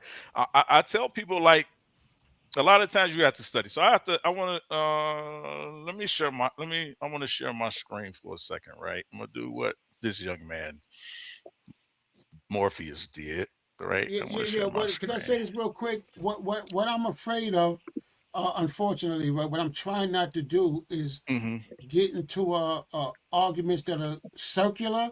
You feel me? That are circular, meaning like well, I'm sure y'all know what I mean when I say circular, right? You know what I mean? Like, other words, I can't use the thing that I'm questioning to authenticate the very thing that I'm questioning. Well, then you should never appear in court because that's what they use What circular arguments? all day long. And I Dr. Reggie's familiar with the court system. He knows that happens. That's regular. uh That's what I'm not. happens. So I've been in court plenty of times. Unfortunately, I'm not saying you're lying. I'm saying no, I've I'm been. just saying. I'm just saying when you talk about a circular argument, it's a presenting. It's a present. Sometimes you're asked to rephrase the question. It's the same. You're trying to get to the same point. But what I'm saying, if I'm questioning Mark, Yeah, right? you can question Mark. If I'm trying to authenticate Mark, right? Yeah. I'm not going to use Mark to authenticate Mark. That would be circular. Well, that's not true. That's not how that works, unfortunately. But we let's move past it. Let me show you about and I'm not going to use I Mark. got one thing to say about Mark before we move on. I'm not. Go right ahead. Y'all can speak I would about like to Mark. also talk and add something while we speaking on Mark. Yeah, can I go Y'all, after Kassad? yeah, y'all go ahead, and then I'll make my point after you guys because I've been talking. No problem. I want to bring up when we talk about if we're going to use this analogy or metaphor with the legal thing, these affidavits, right? Because again, there isn't one consistent affidavit of Mark, right? And this goes back to the manuscript evidence, the archaeology, right? The earliest manuscript of Mark that you can physically touch that has been discovered does not date to the first century. The earliest tangible physical copy of Mark that you can touch does not have an autograph on it. The earliest physical tangible copy of Mark that you can touch does not contain certain details that later versions of Mark, later affidavits of Mark contain. So there's discrepancies even within the affidavit. What happens when you call a witness and they got multiple affidavits that are different? How credible is that? It's Right? very So we credible. we definitely I have to deal with these things, right? The controversy about the women finding Jesus in the tomb after his crucifixion, that's different in the earliest versions of Mark. Then you have extensions, longer versions that don't appear in the earliest manuscript of Mark that then later appear. So you have additions. Mark's affidavit later on has additions. This is crazy, you know?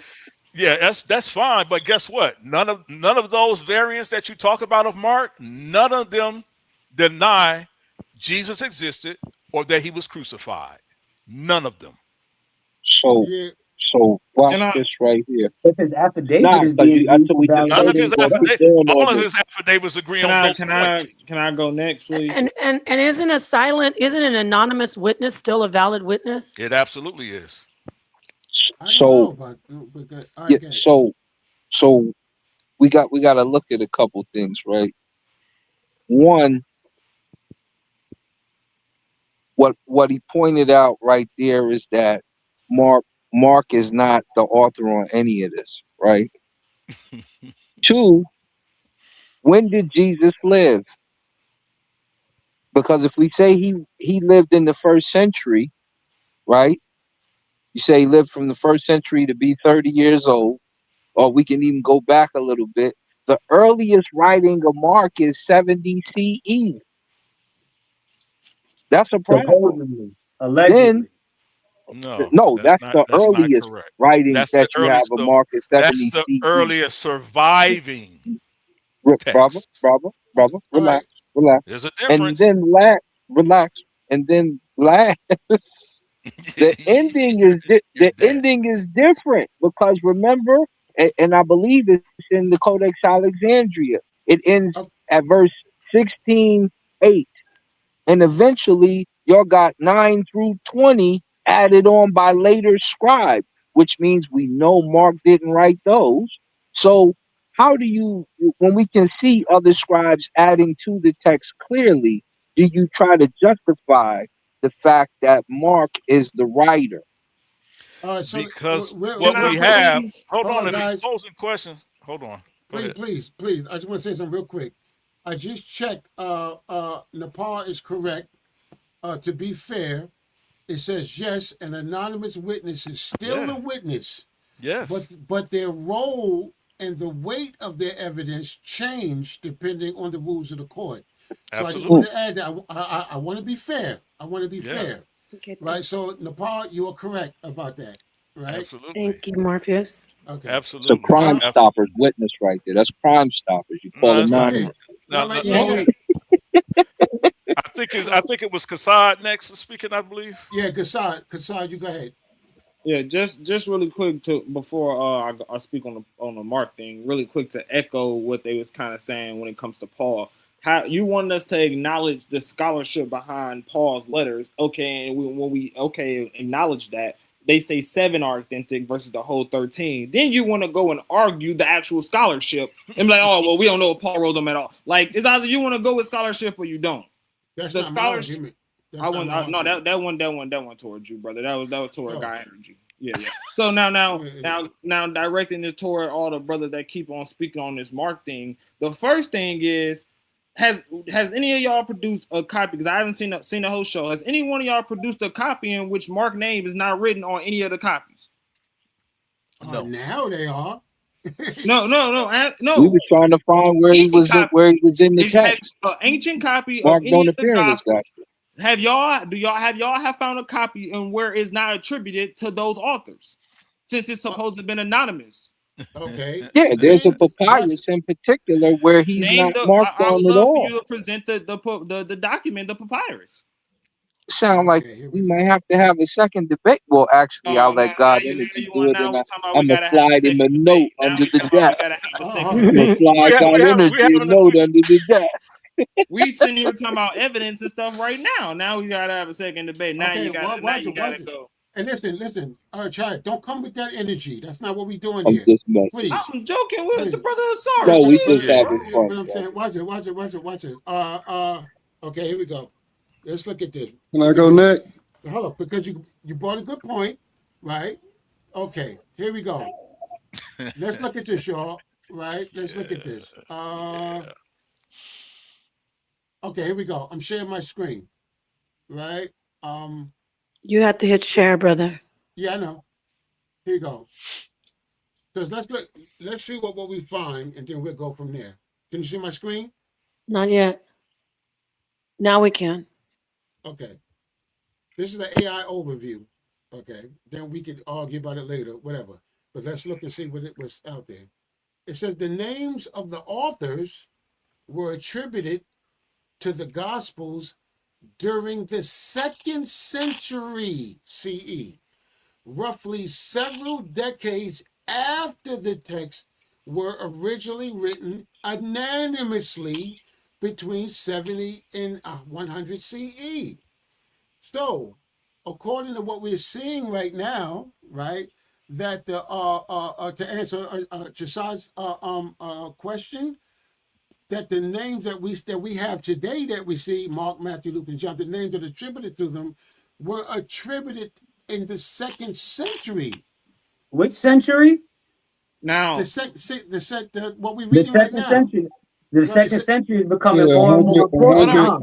100 AD. 100 AD. Now, Possibly 50, 40 years after. Please let me finish. Please let me finish. So you want to finish? Okay. Yes, let me finish. Right. Okay. So what we're seeing here, early tradition and citations. Pompeius of Hierapolis, writing around 125, 100 CE. Papyrus is one of the earliest figures to mention writings by Mark, Matthew, describing Mark as Peter's interpreter and noting Matthew collected the sayings of Jesus. So we're looking around 125 to 130, right? Papias is in what century AD? Can you see the screen? Papias is in the 2nd century AD, right? Yeah. Right. Oh, okay, all right. I'm just keeping track of how many times the 2nd century comes up. I'm gonna go. Right. So if we're saying that this Mark was written in the year 70, right? Mhm. If that around 65, 70, whatever, let's say that's the dating of that particular manuscript, right? So they're saying the names that's attributed to it didn't come until the 2nd century. So that means Well, all. Hold on, that's that, What? bro. That's not a problem though. Y'all. hold on. Now, can I would love to Go actually ahead. respond Go to ahead. this Go ahead. because for one, he didn't answer my question. I'm I asking. asked. I'm Hold asking. on, With hold what? on. Hold on. Wait, bro. You All Hold haven't right. on. answered. He's asking. Answer his question, Kasai, Right. and then He go. haven't. Right. He haven't answered my question. I'm saying Yeah. with what we're reading. I'm saying, do you reject what we're reading? That's my question. Okay. I don't have a problem with you saying Papias, however you pronounce his name, mentioned that the Mark was Peter's interpreter. I don't have a problem with none of this. And for one, I love how you say he's a 2nd century figure. When was Papias born? Who is he? Who is his contemporary? So, listen, brother. Listen. So you reject what we're reading? That's what I'm No, asking. That's answer not my what he no. said, That is bro. not what I Like, just said. I said I I have reject no the problem. interpretation. Alrighty. Wait. All Why right. is we So doing this? my All right, suggestion, okay. was about 45 minutes ago was to put it to a vote, right? Because I think there's some more things. We are dealing with Jesus Christ. We're really not dealing with these other all these other people. They are important. I got it. But what we want to do is we want to move on because we want to get to Jesus Christ. Now, I'm not saying at the end of the day to completely dismiss any of these figures, but we haven't, unless someone's pulling out what Mark said or Paul said about the life of Jesus Christ, right? What we're doing is we're going past that. So I want to get to the life of Jesus Christ, Okay. and I want to get to the cold case of what we have. I know we have Mark there. Right. I don't know what Mark says particularly about it, right? And I don't know, and then Paul, I don't know All, what Paul. Okay, so you go ahead, Morpheus. You all this I'm is all I'm trying to get from everybody on the platform. Do you reject what we're reading? That's all I'm trying to get. we're rejecting what your context in which you're placing what we're reading. That's the Okay. problem we're So having let's here. try this again.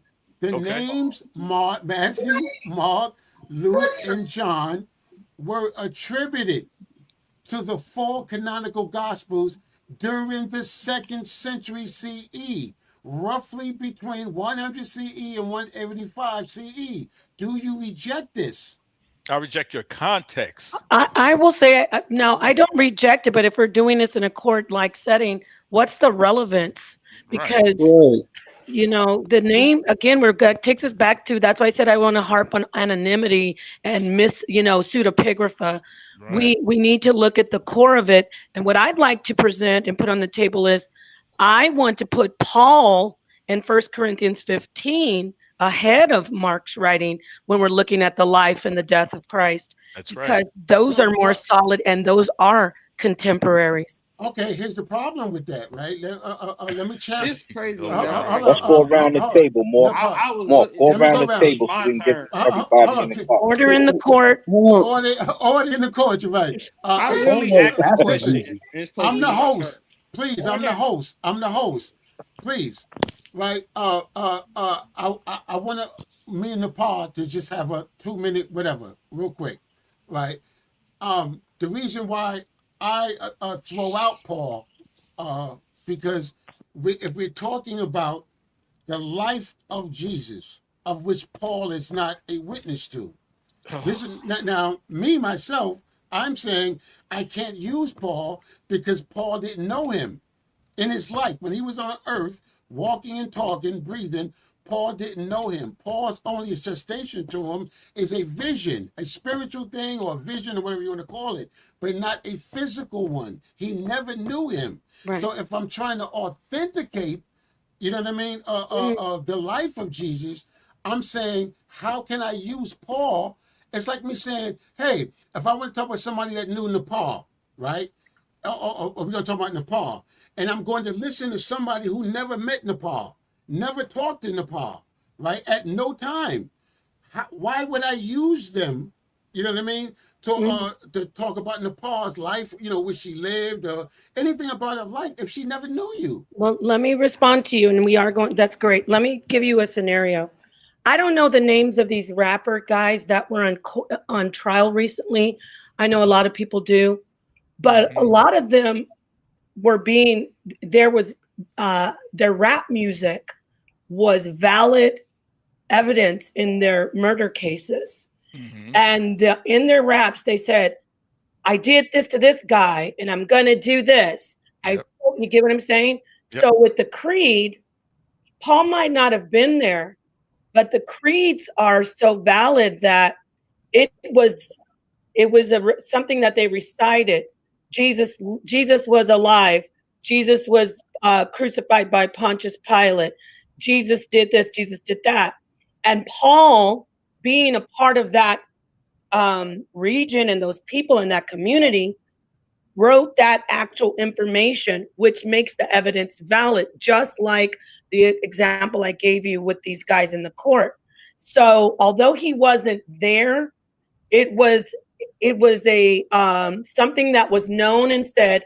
People who were there, within 1 to 2 years, they started going around saying, did you hear about Christ? Were you there? Oh, yes, I was. He was crucified. He was born. He was crucified. So my point is, with Paul and with the consensus of biblical scholars, not just me, especially Bart Ehrman. I love to use Bart because he's a very strong atheist.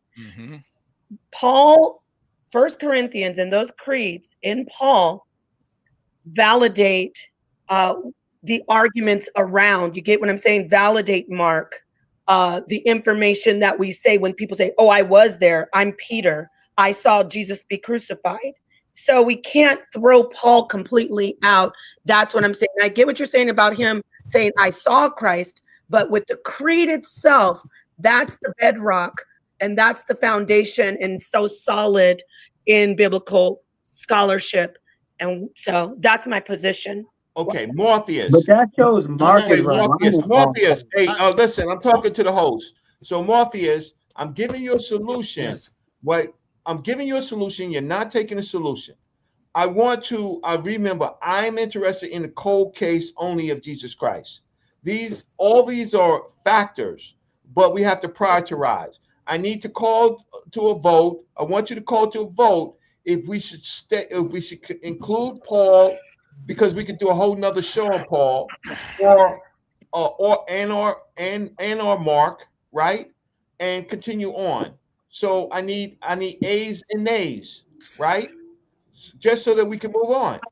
I mean, we just have to settle that, because here's the problem, Dr. Reggie. They cannot have a solid argument against the existence of Christ in any cold case without bringing in these other characters. Well, we can prioritize them. You can't prioritize them, right? You really can't, because each fallacious argument they try to suggest follows into the next one. That's correct. But Yeah, I want to ask we you can this. do that, but we just want to get through the voting portion. I want to ask the reason why I want to call a vote, because Paul would have been Paul's the last person to talk to Christ. Paul was. Paul in that conversation, what we're dealing with is the life of Jesus Christ, right? And Paul, you would have to tell me what Paul particularly said about the life of Jesus Christ, not his teachings, not what Paul understood about what Jesus really wanted, but we're dealing with the life, the body, the cold case, the life of this of Jesus Christ, respectfully. Right. So in order to do that, Paul said Jesus had a brother. Paul so let's just get the vote. So we're not didactic with it. Paul After said we get the Jesus vote was on the each descendant of person, David. let's get to the particulars. Jesus exists. So I agree with Kasai, and greetings, everyone. What we do know about Jesus, according to gospels, affidavits from others, being that they are anonymous or not, is that one, he lived in Jerusalem, right? Bethlehem. He had a mother and a father. He appeared in the synagogue amongst the high priests and read from the books of Moses, the Torah. We also know of his that he had 12 apostles. Hello. See, you're failing to take the vote, and so my vote is yes. No. See, stop. No vote, because this is what I'm saying. You guys don't want to look at evidence. Right. You want to vote what you believe. You don't believe. Hold on. You don't believe Jesus was a real person. You don't believe he was historical. So any vote that you have is already coming with the confirmation bias. That's why we have jury votes. It don't matter. We just need the yes or no. That's right not now. true. That's why we have. Hold on. Why we up here to deal with. That's why we have juror voyeurs, so that those who are actually for and against can actually say, "Look, you're biased." We can get to that later. Don't take a vote. We can get to that later. No, we can't get to that later. So yeah. No, we can because we've got several people to vote on. Mr. Chair, you have to decide. It's on you, Mr. Chair. Order. You have to decide. Listen. No, he can't. So what is admissible? Hold on. Listen, right. Listen. Stop. Everybody, stop for a minute, please. Right? Can we get some order? This court thing getting ridiculous. Yeah. I really want to get some order in here, because if we don't get any order in here, it's going to be chaos, right? As it's going, and I don't want to, you know what I mean? I don't want to go that direction and make it get toxic and all that other stuff. Right. Okay, right? Please, let's not do that, right? I'm trying to create this forum so that we can rise above all the, you know what I mean? All the negative. So okay, so at this point, God Energy, I think you were talking. Oh, we haven't heard from Rakufu. No, it's still on me. I ain't finished. GDN never got a chance to get his time. He was supposed to Y'all go know after it was Prasad. my turn, and he was cut me supposed to off. go after Prasad. Yeah. Y'all know it was my turn. He tried to run from what we was talking about. Reggie jumped in because the host was getting poked in the argument, and y'all act like it wasn't my turn and I wasn't speaking. That's crazy. I see how it is. That's crazy. No, you was talking. I wouldn't say hold. We just voting right now. It's supposed to be yes or no down the line till we get to the next character. So God Energy, this is the question to you. Is there any copy? All right. Prasad, GDN really did not get a chance to speak. Yeah, Morpheus ran from the one question. You didn't even answer it. And then Reggie jumped in, but it's cool. Go ahead. I see. Go ahead. So I vote that we keep all of the evidence, because none of it should be omitted. Y'all haven't presented any reason for us to throw any of this stuff out regarding your own suppositions. Right. The one thing I would say, one error that I seen was that when y'all was talking about things being written in the 2nd century, well, historical records don't get recorded until after the event happens, be it a decade, 2 decades, 3 decades later. So that's a fallacy. That's a category error right there. And if we're going to omit these evidence, then we have no case. So you have to keep all the evidence and look into the death of Jesus based on the evidence that we have presented from anonymous or other people during contemporary people during that time. Now, I was saying that when we talk about the life of Jesus, the accounts is very detailed about his lifetime. It gives you a full lifespan from his birth to his death. The people that he encountered in even the crime that he was accused of. So I don't think that we should throw out the baby with the bathwater.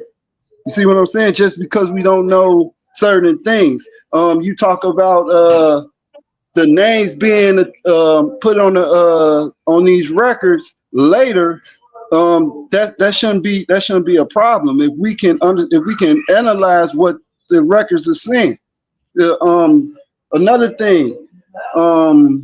So we know that he was persecuted by Pontius Pilate is the one that gave the judgment for his crucifixion.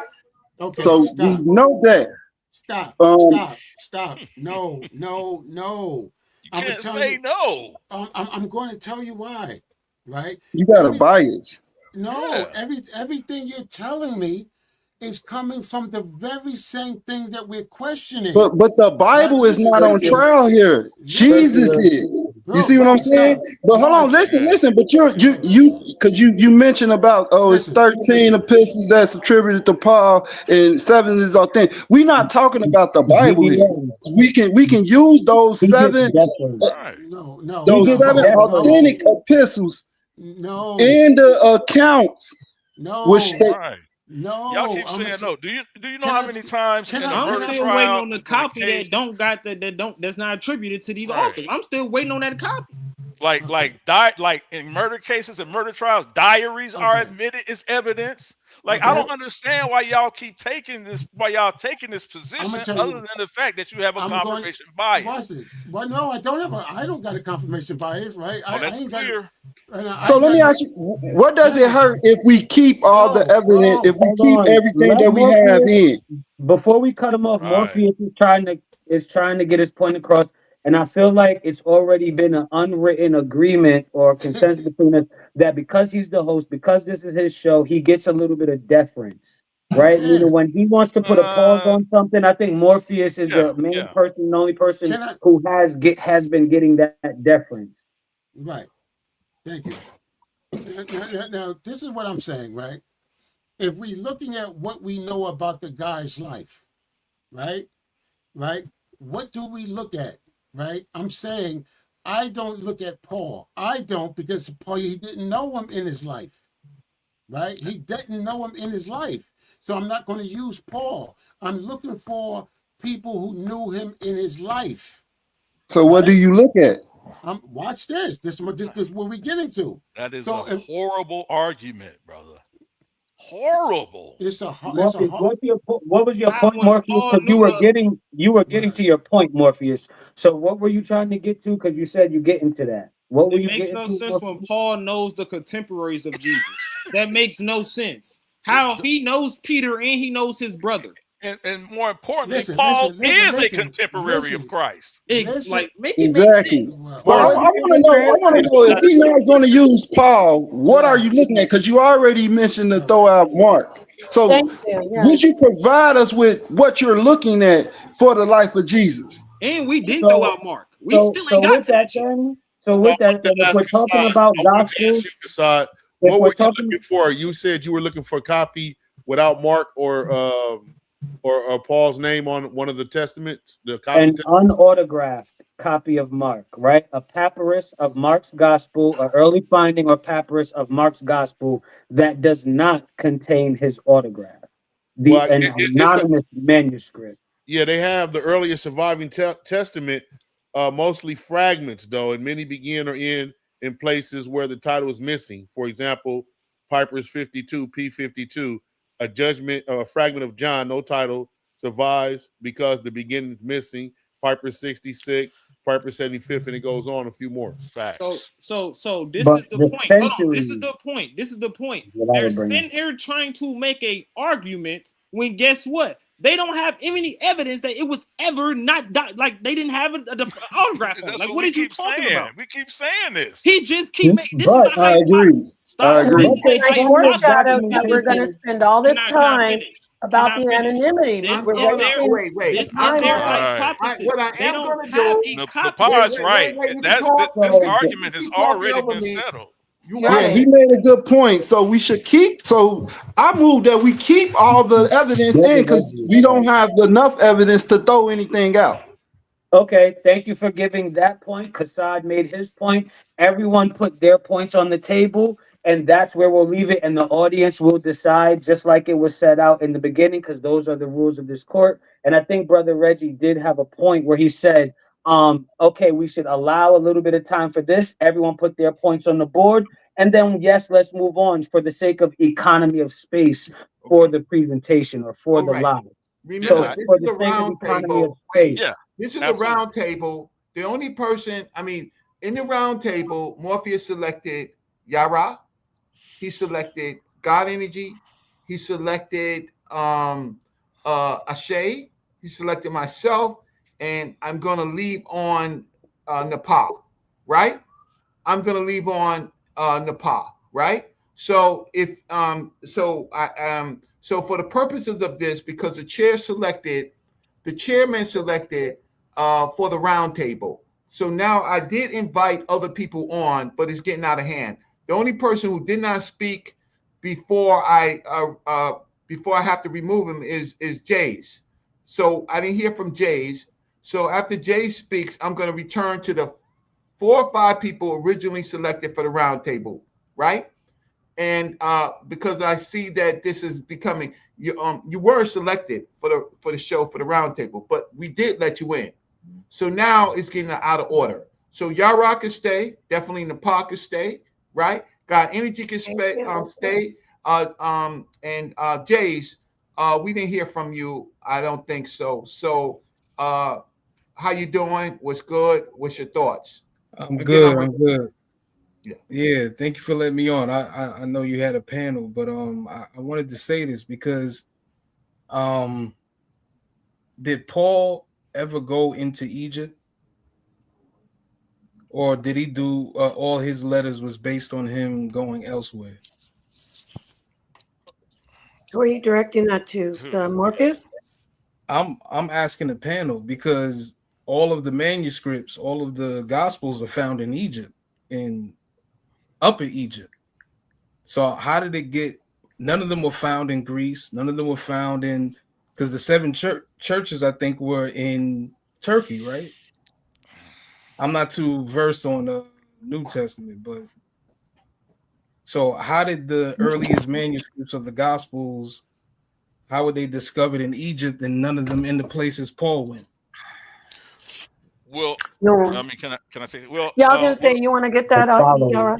yeah. Well, what we do know is according to some historical sources that Mark, was from Egypt, right? He was Mark of Alexandria, right, which is where they established the first church, right? So-called Christian church, so to speak, was in Alexandria, Egypt.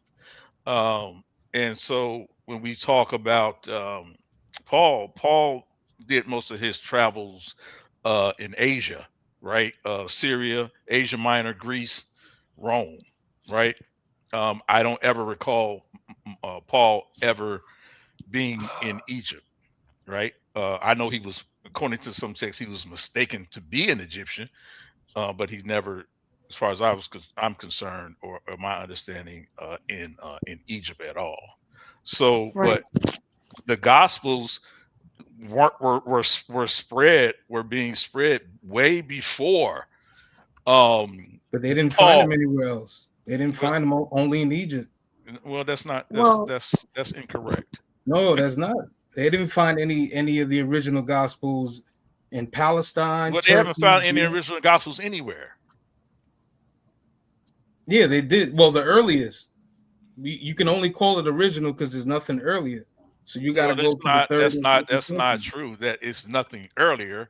We just have extents or copies of copies of copies. That has nothing to do with the original. So when was the original written? Because it had to be a date. The original written. Well, there's attestations that Paul was writing about 50 CE, right? And there are some attestations that Paul had written letters that he mentioned within those 7 authenticated letters we talked about. He had written letters prior to 50 CE. We just don't have those. So he's talking about gospels. He's talking about gospels. You're talking about epistles, though. Well, he the asked me brother is trying to bring up Paul. He asked me, was Paul ever in Egypt? But he also said the gospels, the earliest gospels, are found in Egypt. He's referencing things like the four great unseals, like Codex Alexandrinus, Codex Sinaiticus, No, Codex. No, he's You know what not. I That's mean? not no, what he's before asking. that, the manuscripts, That's not because what he's these asking. manuscripts that were but found in Egypt, they He's found talking them about in P45. He's talking yeah. yeah, about those things. That's what Yeah, he's talking I wanted to just let you go, they were Yara, and found in then Egypt. I about. No, was go ahead. thinking maybe you were going to talk about, because you're talking about the information getting into Egypt. That's what you're asking, right? The gentleman with the Yeah, hat. because it's weird that if they all went throughout You do, all these places, if Paul is authentic right? and he went to these places, why weren't there any manuscripts found of Paul in these places? Okay, but I wanted to just point out, see, it's going into the Yeah. scriptures, even though he has not, it's not written in the scriptures that he was in Egypt. He was oftentimes prisoner, and there's part of the scripture where he was transported on I think a ship from Alexandria or to Alexandria. He was headed So, there. Yes. there is that, and you can insert that and then say, okay, what is your point? Are you saying that the gospel could not have gotten there through Paul? Because he did interact with Egyptians or so-called Kemetic people and Romans in transport back and forth from Alexandria, even though he wasn't in the scripture there. Right. It's Also, just that brother. if Paul's Okay, so writing Also, my James, brother, can I I'm gonna let you say this go. to you I think historically? they got your point.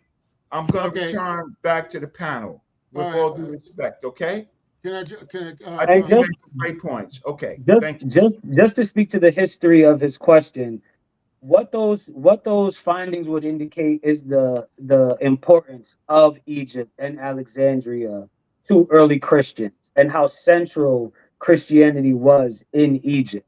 So that's mainly what those things will point out, is where early Christians were, where early centers of Christianity was. And we would all agree that Alexandria was most definitely an early center of Christianity. You know Can what I I? mean? Can I So to ask? extrapolate more from that is All right.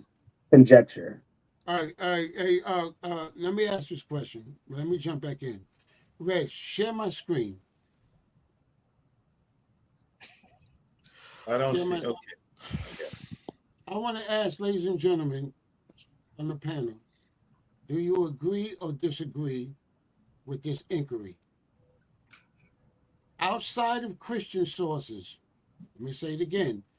Outside of Christian sources, there is zero direct evidence for the existence of Paul. There are no Roman government records, no mentions by contemporary Jewish historians, no statues, and no inscriptions bearing his name. If you strictly exclude Christian texts, the evidence does not look like a direct mention of Paul himself. Instead, it looks like a crater in the secular record. A massive sudden historical disruption in mid to late first century that requires an explanation.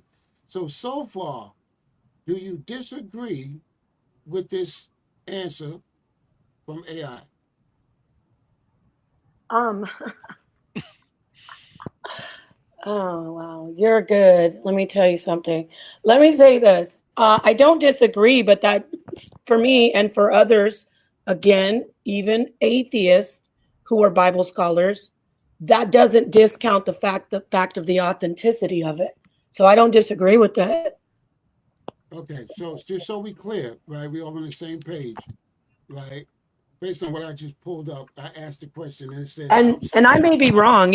Other people can expound on it. I don't, No, I'm just asking. I mean, you have a right. Everybody got a right to, you know what I mean? Agree or Right. disagree. I'm just asking based on inquiry that someone may put up, like I just did, and ask the question, and the answer came back and said, outside of Christian sources, there's no evidence of Paul. That's Yeah, all I I'm asking. think. Well, I That's all. think. Well, no, Pa says you're good. I disagree with her. I think that's. I don't see any point to that. Here's the problem. The thing of it is that you guys expect these 12 apostles during their time, Paul during his time, for these people to be known in the four corners of the known world at the time. These were small groups of people dealing with local issues, right? They weren't dealing with all of Rome, all of Asia Minor. There were many things that are documented that we know occurred with the Romans and the Persians that we have no record of, right? There are whole legions that the Romans wrote about that we don't have bodies for, we don't have history for, just other than just somebody said they existed. So that argument fails to a degree. I don't care. See, I mean, it doesn't matter. I But mean, I'm a lot saying, of hold up now, because if you say you don't care, that means you have a biasness. No, I don't. Because no, I don't. Listen, if you say you don't care, then you're adding what you personally No, feel. what I'm saying is, I'm not. Brother, listen. I'm just saying. Listen, you can't tell me what I'm saying. I know exactly what I'm saying, and what I'm saying is, it matters not that no one wrote about Paul in any extra biblical sources, because it's Jews that are writing. Paul would only matter to them. Why would he matter to the Romans? And that's why the argument is circular. That's not a circular argument, brother. I don't think you know what that means. I'm going to tell you why. I don't think you know what that means. I asked outside of Christian sources, right? The Christians are going to say, yes, Paul lived. Yes, Paul did this. Yes, Paul did. So I'm asking outside. I asked the question outside of Christian sources. Is there any evidence of Paul even existing outside of Christian sources? Can I get in here and just add what I'm trying? Yeah, you can. God energy. Give me 1 second. When I say it doesn't discount the authenticity, it's because the outside, when we talk about outside of Christian like theology and belief, there is a criteria set to authenticate the actual writings. There's a criteria that is unbiased, that's objective. It's outside of Christianity itself. Talking about the biblical scholars, they use the type of writing style, the vocabulary, the belief system of that time. And then they authenticate those letters of Paul. And so I said, I have no problem saying, okay, if you mean just the Christian Bible having that actual literature in it, fine. But the literature was put up to a test, a criteria, and it passed every point, therefore being authenticated. And again, back to this phrase, scholarly consensus, objective, everybody said, hey, yeah, it's real. So that's what I just want to clarify. Go ahead, God energy. Yeah, Morpheus, you killed them with that. Because it's hard to argue with the AI overview like that, right? And this is why I brought up Marcion's school possibly inventing Paul, which is why Marcion then said he had a Pauline gospel.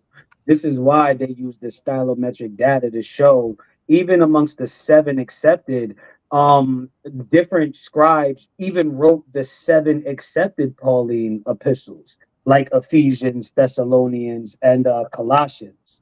You know what I mean? Those are part of the 7 accepted, and the stylometric data, the same stylometric data that shows Hosea and Amos are some of the oldest books in the Old Testament. That same style of stylometric data, meaning analyzing the phraseology, analyzing the language which the text is written, shows that multiple scribes even wrote the 7 accepted Pauline Gospels, right? So the fact that Morpheus brought up that there is no outside evidence to support that Paul existed gives credit to Paul himself being a religious creation, the same way Jesus is a religious creation. So this is very important because you can't use one traditional creation and fictitious character to validate the existence of another tradition, the traditional fictitious character. So show us the source. That was a bomb. That was a bomb right there. No, it wasn't. Not to can I at least finish? You finished though. Go ahead. You want to come back in? Go ahead. I wasn't finished. You cut I'm me off. sorry. Go ahead.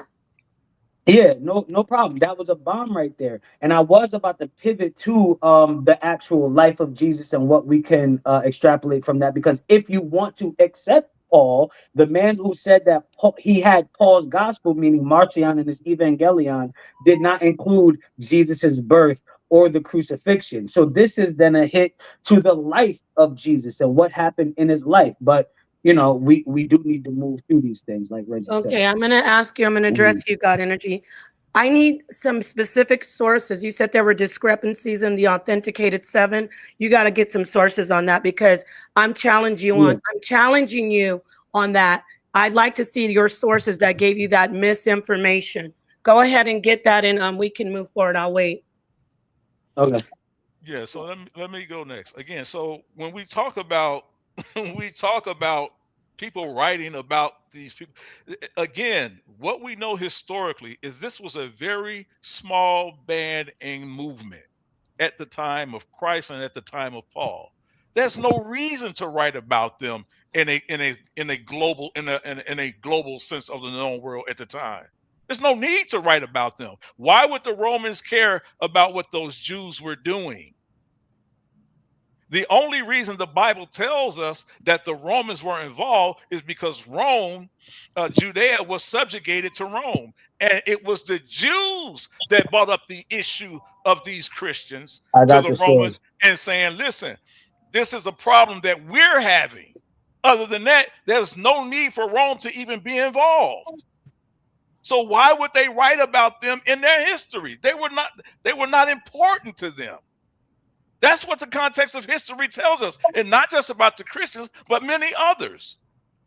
They are not important. So who cares that they didn't know one wrote outside of them, except for those who actually knew them and knew people that knew them, right? You keep because arguing. they were all Christians.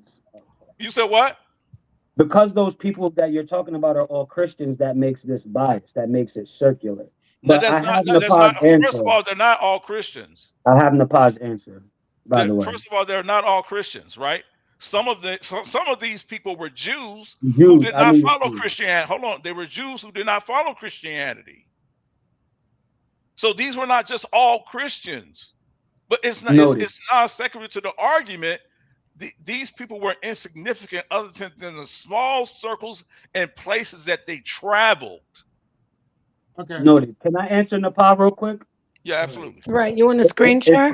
It's called Statistical Approaches to Paul's Letters, and you can find it on Brill and other places. And it says that the what is it? The 7.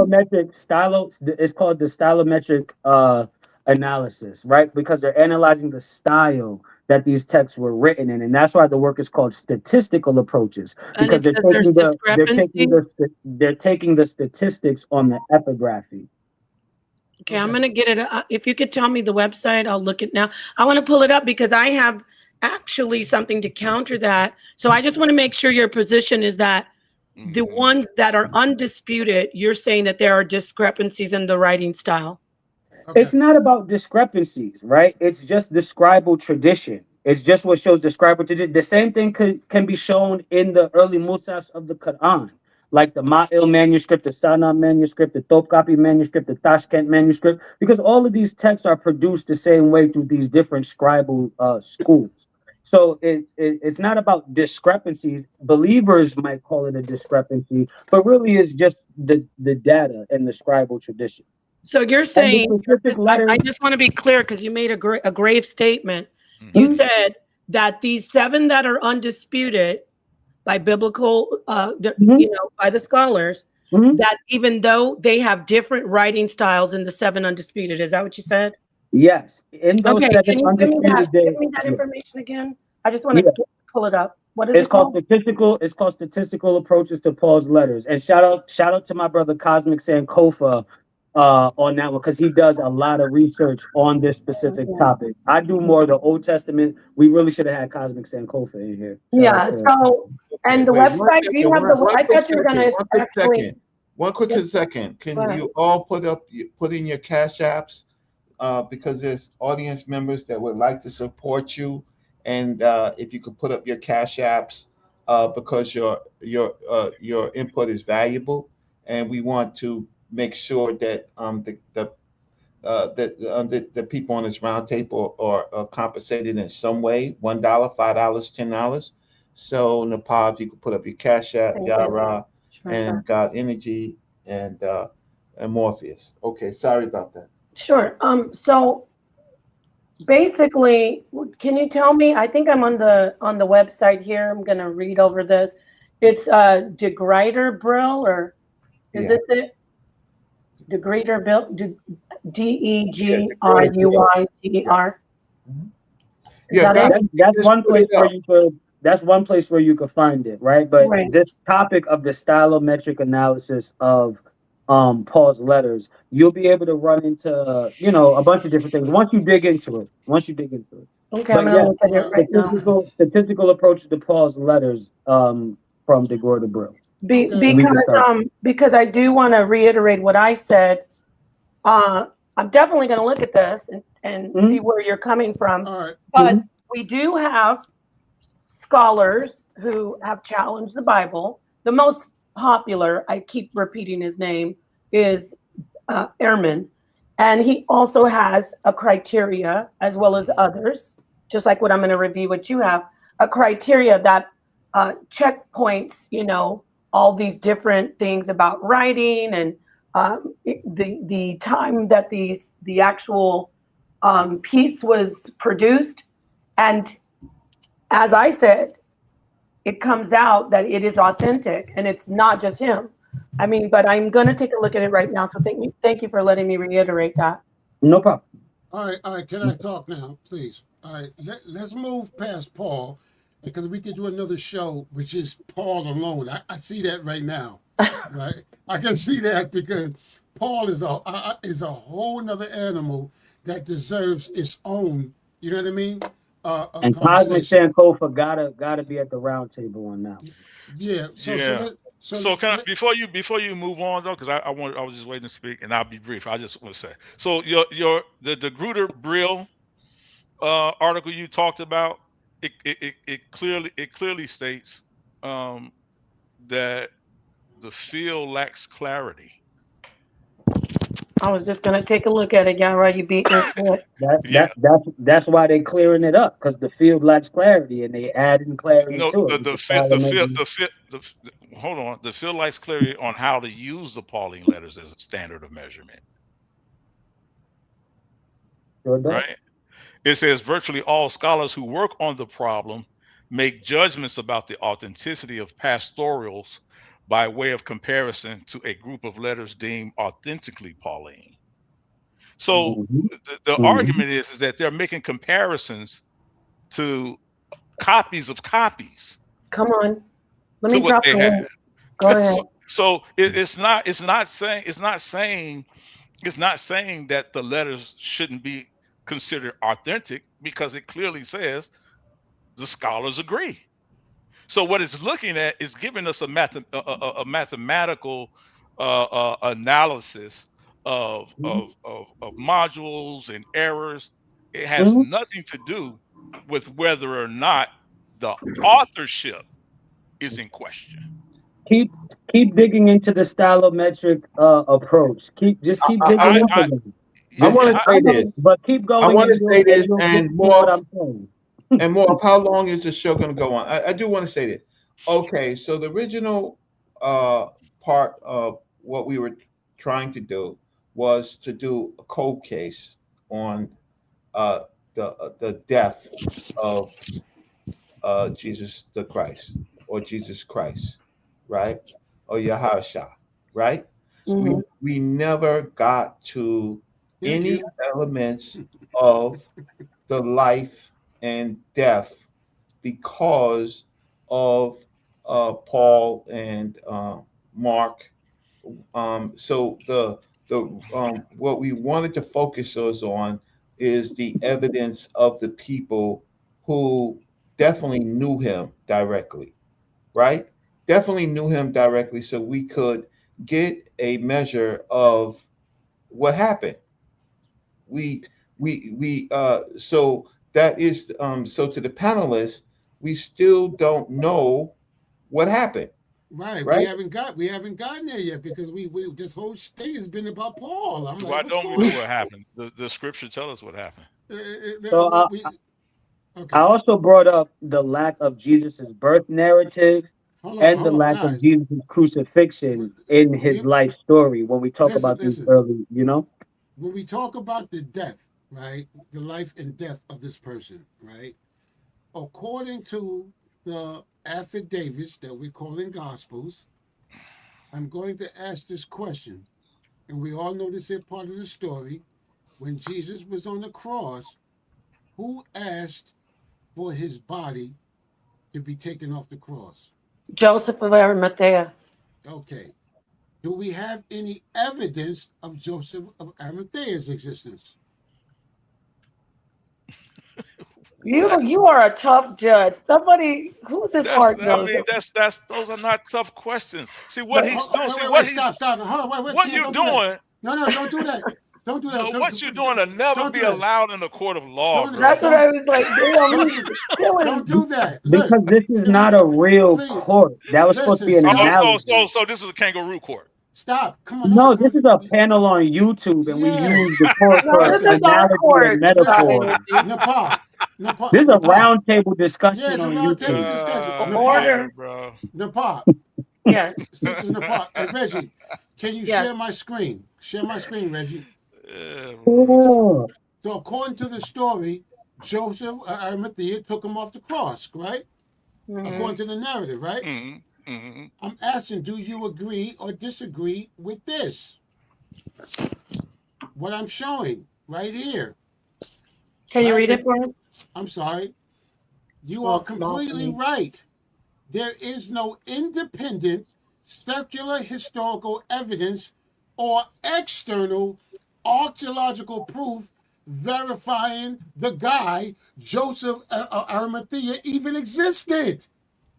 So the guy who took him off the cross, right? I'm going step by step because the story is he died, he's on the cross, and this guy Joseph comes, right, and asks for his body to be taken off the cross. That's what the story says.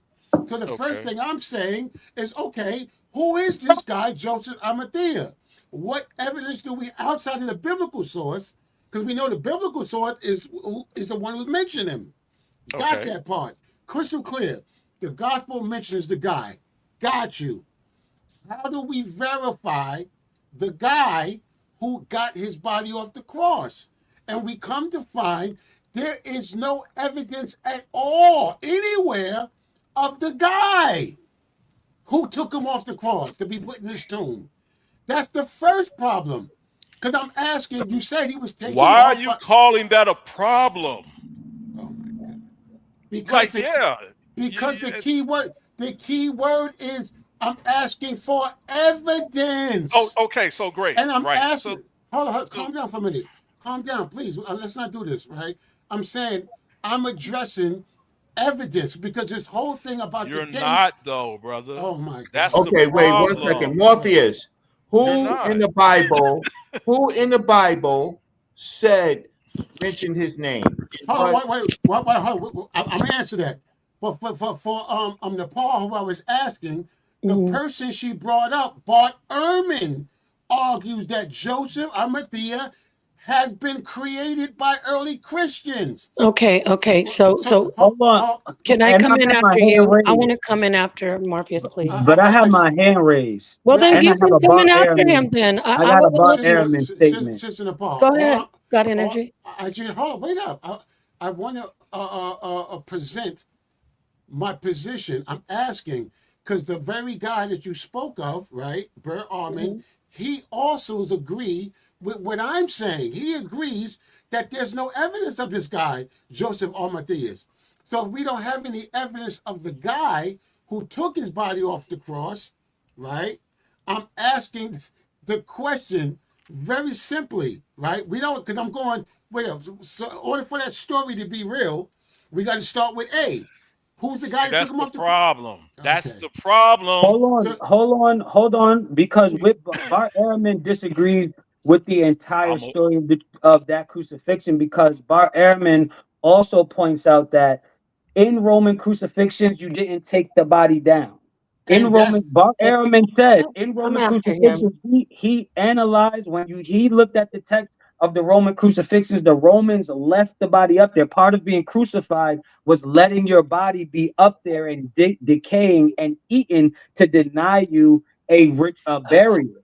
Right. So Bar Ehrman completely speaks against this entire part of the Jesus story. And he even points out the Roman records show that you get left up there when you get crucified to be eaten. That's perfectly fine. But Jewish custom, we know that Christ was crucified right before the Sabbath. And so we know Jews didn't do, hold on, don't interrupt. Jews didn't do work on the Sabbath. So the story tells us accurately, according to their culture, they requested his body before. You're wrong. But the crucifixion is to purposely deny that. The point of crucifixion is to purposely deny that. That's let's stay on track. That's Bar Ehrman's point. Crucifixion is meant to purposely deny that. So under Roman jurisdiction. That's your conjecture. No, it's not. That's Bart Ehrman's scholastic opinion based on him analyzing the primary text of Roman crucifixions. No, you're making things up. Hold on. You're twisting Dr. Ehrman's writing. No, I let you go. I let you go. And then you said you had your hand up. So let me say this. He doesn't deny the crucifixion and we're talking about the unaliving, the murking of Jesus. He does not deny that. Absolutely. You did say that. Maybe you misspoke. He denies that part of the story. Well, you said he denies the crucifixion. No. And then you said the reason he does is because of the custom of crucifixion. Perhaps you misspoke. No, so I want to get back. Okay, that's possible. So I want to get back on track, and I get what you're saying. Your point is taken. He does not deny the crucifixion because I'm going to get back to what you said about Joseph of Arimathea, Morpheus. If we're talking about the roundtable on the cold case of Jesus's unaliving, right? We are going straight to Joseph of Arimathea, which I will get to that, without even talking about Pontius Pilate, which extra biblical information absolutely validates the text that Pontius is the one who sentenced him to be crucified. So I'll leave that on the back burner and let it cook. So let's get back to Joseph of Arimathea. Yara is absolutely correct. I'm not going to argue about is there extra biblical information on him, because so far there isn't a man named Joseph of Arimathea, but the customs of the people at that time were to, hewn out stone in a tomb to put bodies in there. That's valid, whether or not his name can be found anywhere else. And then for him to be a part of the actual Sanhedrin of the council, and for him to be a part of it and to ask for the body wasn't a good thing. We got to use every point. If we're going to talk about this, we have to be fair. In ancient times, for Jews to write down that they had one of their leaders, go and ask to pay to take down the body of Jesus, to respect it after they begged for him to be crucified, they begged Rome, was a big deal. Why would they do something like that? You can't just discount and say, oh, that doesn't matter. It absolutely matters. Why would they write that down if it wasn't true? It wasn't something to make them look good. That's my point. So Joseph of Arimathea, yes, we can't find the name. We can find that it's a tradition of those ancient people.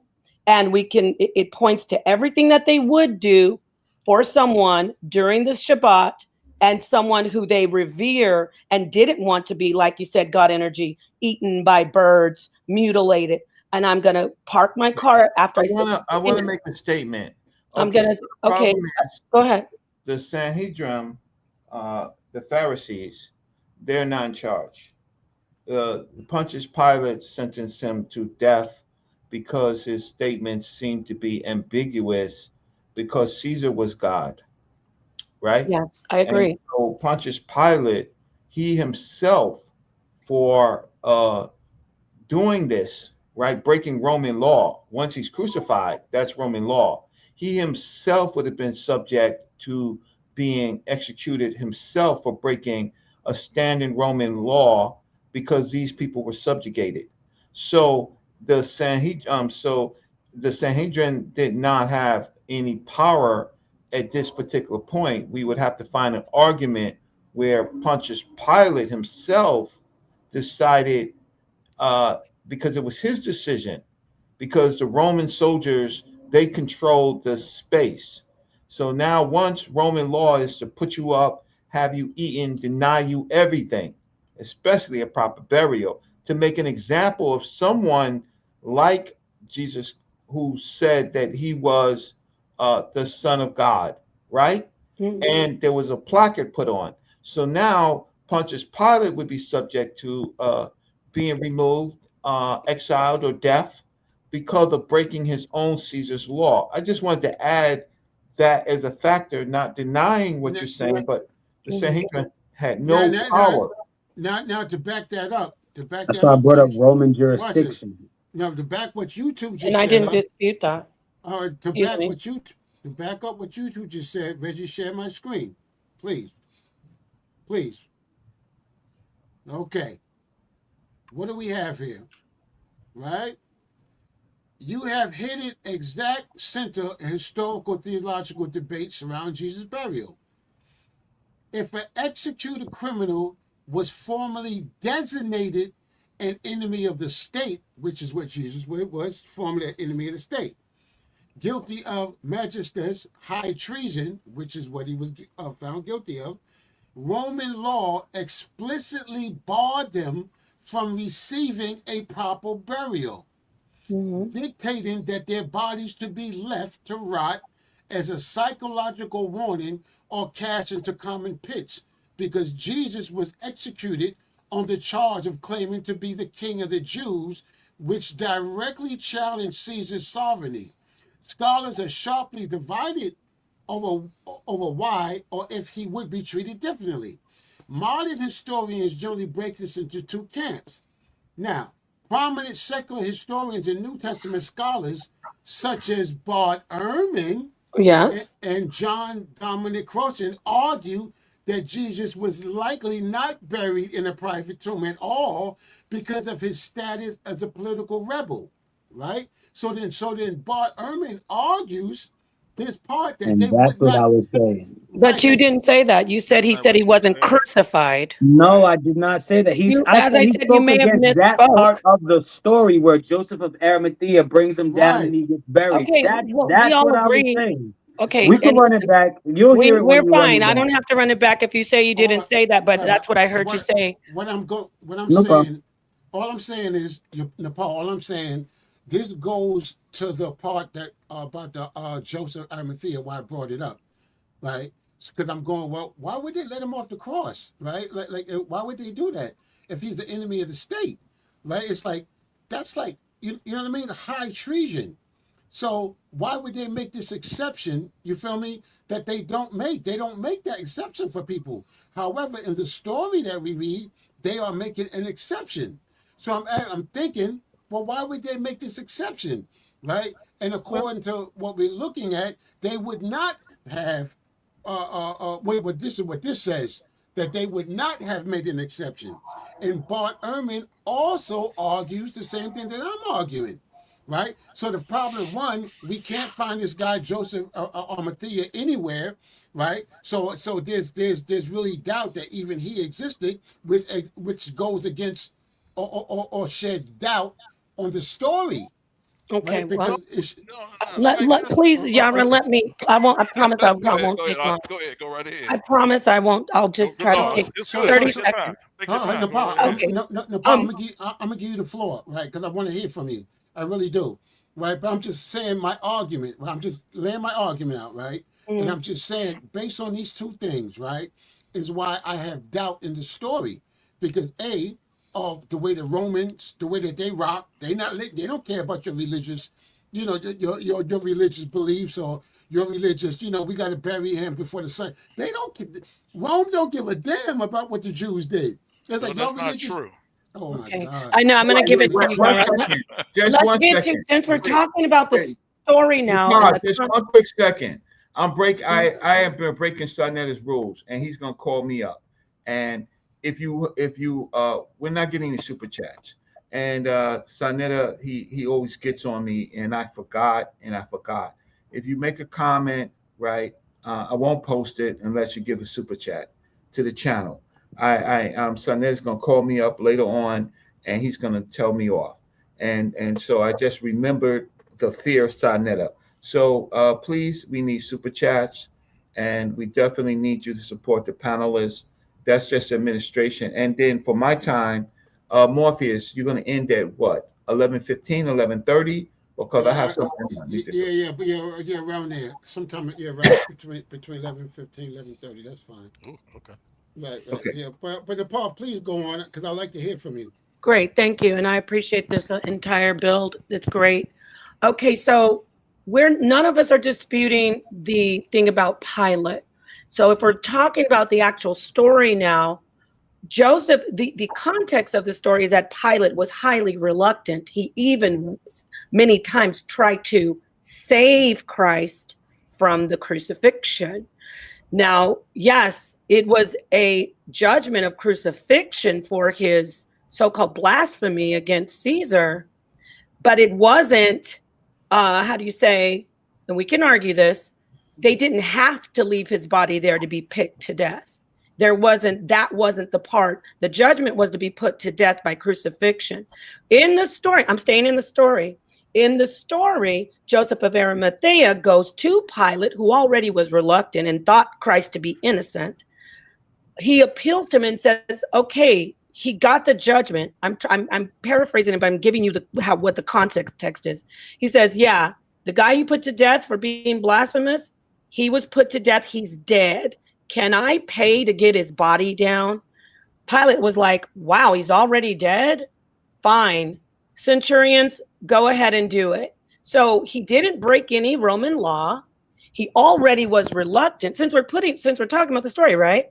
And that would be a reason why this exception is written in the scripture. That's all I want to say. Well, I want to say this. So nice. I'm glad that we're doing this. So was Joseph Arimatheus, was he at the crucifixion? Yes or no? I don't recall if that was explicitly stated. Somebody else might. All right. So the issue is, in doing any forensic work, if he had to have been there as a member of the to witness that it was carried out, then he would have to have left there, right? So we need some timing for him to get to Pontius Pilate and to summon Pontius Pilate. We need a time period. Then we need a time period of Pontius Pilate making the decision, and then the time period of him going back and to see what time period of if Passover has passed or what period. So those are factors that we would have to look into, just adding to the point. So what's here? Yeah. Okay, I'll stop. I'm sorry. Finish. All right. So I asked the question, right? Because you brought up a good point about Pontius Pilate defending him or really didn't want to kill him, right? And you say and you make the argument that he did make an exception, correct? Mm-hmm. Am I right or wrong? Oh yes, sir. Okay, share my screen and ask, because I asked that question, what you just said, share my screen. And so I asked, Nepal, to be fair, I asked, what would happen if Pontius Pilate allowed a guilty person of treason off the cross, right? You see my screen? I believe, yeah, that's... Mm-hmm. It says, if Pontius Pilate had released a person guilty of treason off the cross, he himself would have been guilty of treason himself, resulted in his immediate removal from office, a trial before the emperor, and almost certainly his own execution. Under the reign of Emperor Tiberius Caesar, letting a self-proclaimed king go free was a career-ending, life-threatening crime for a Roman governor. So I'm asking the question. Let's say what you said is right? That he made this exception. So I asked the question: What if he did that? What would happen? This is the answer. So now it now brings to me even more doubt that he allowed him. You know what I mean? Off the He didn't cross. let him go free. He died. No, it go free off the cross. No, meaning alive. No. They take the body down probably after it's just totally.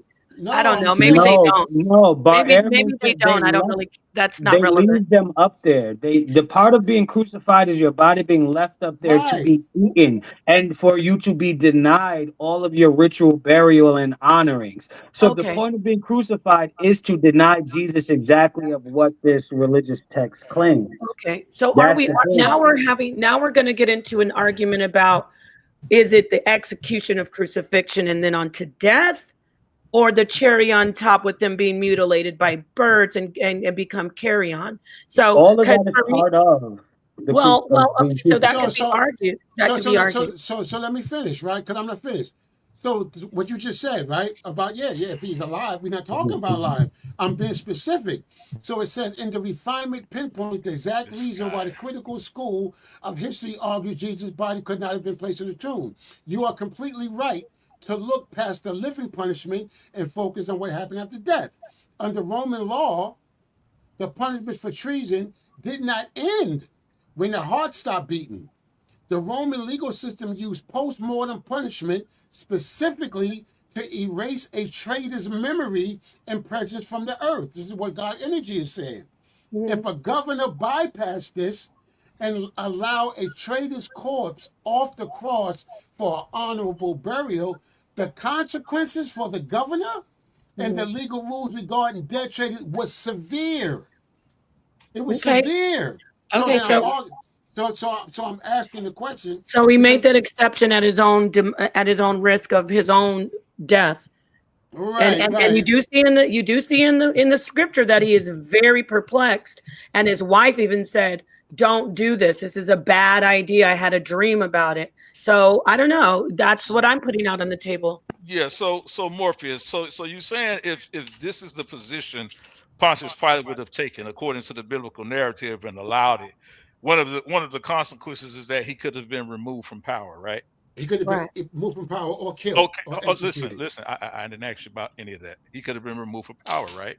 That's one of. But he could have been removed from power, right? And executed. Are you listening to me? I didn't and ask you or executed, right? Okay, so great, right? So They said most when was Christ's crucifixion dated to? What did most scholars 33 AD approximately, or 33, 36. Right. So can you tell us then why, or what is plausible criteria for the reason Pontius Pilate was removed as governor from Judea in 36 AD? Good question.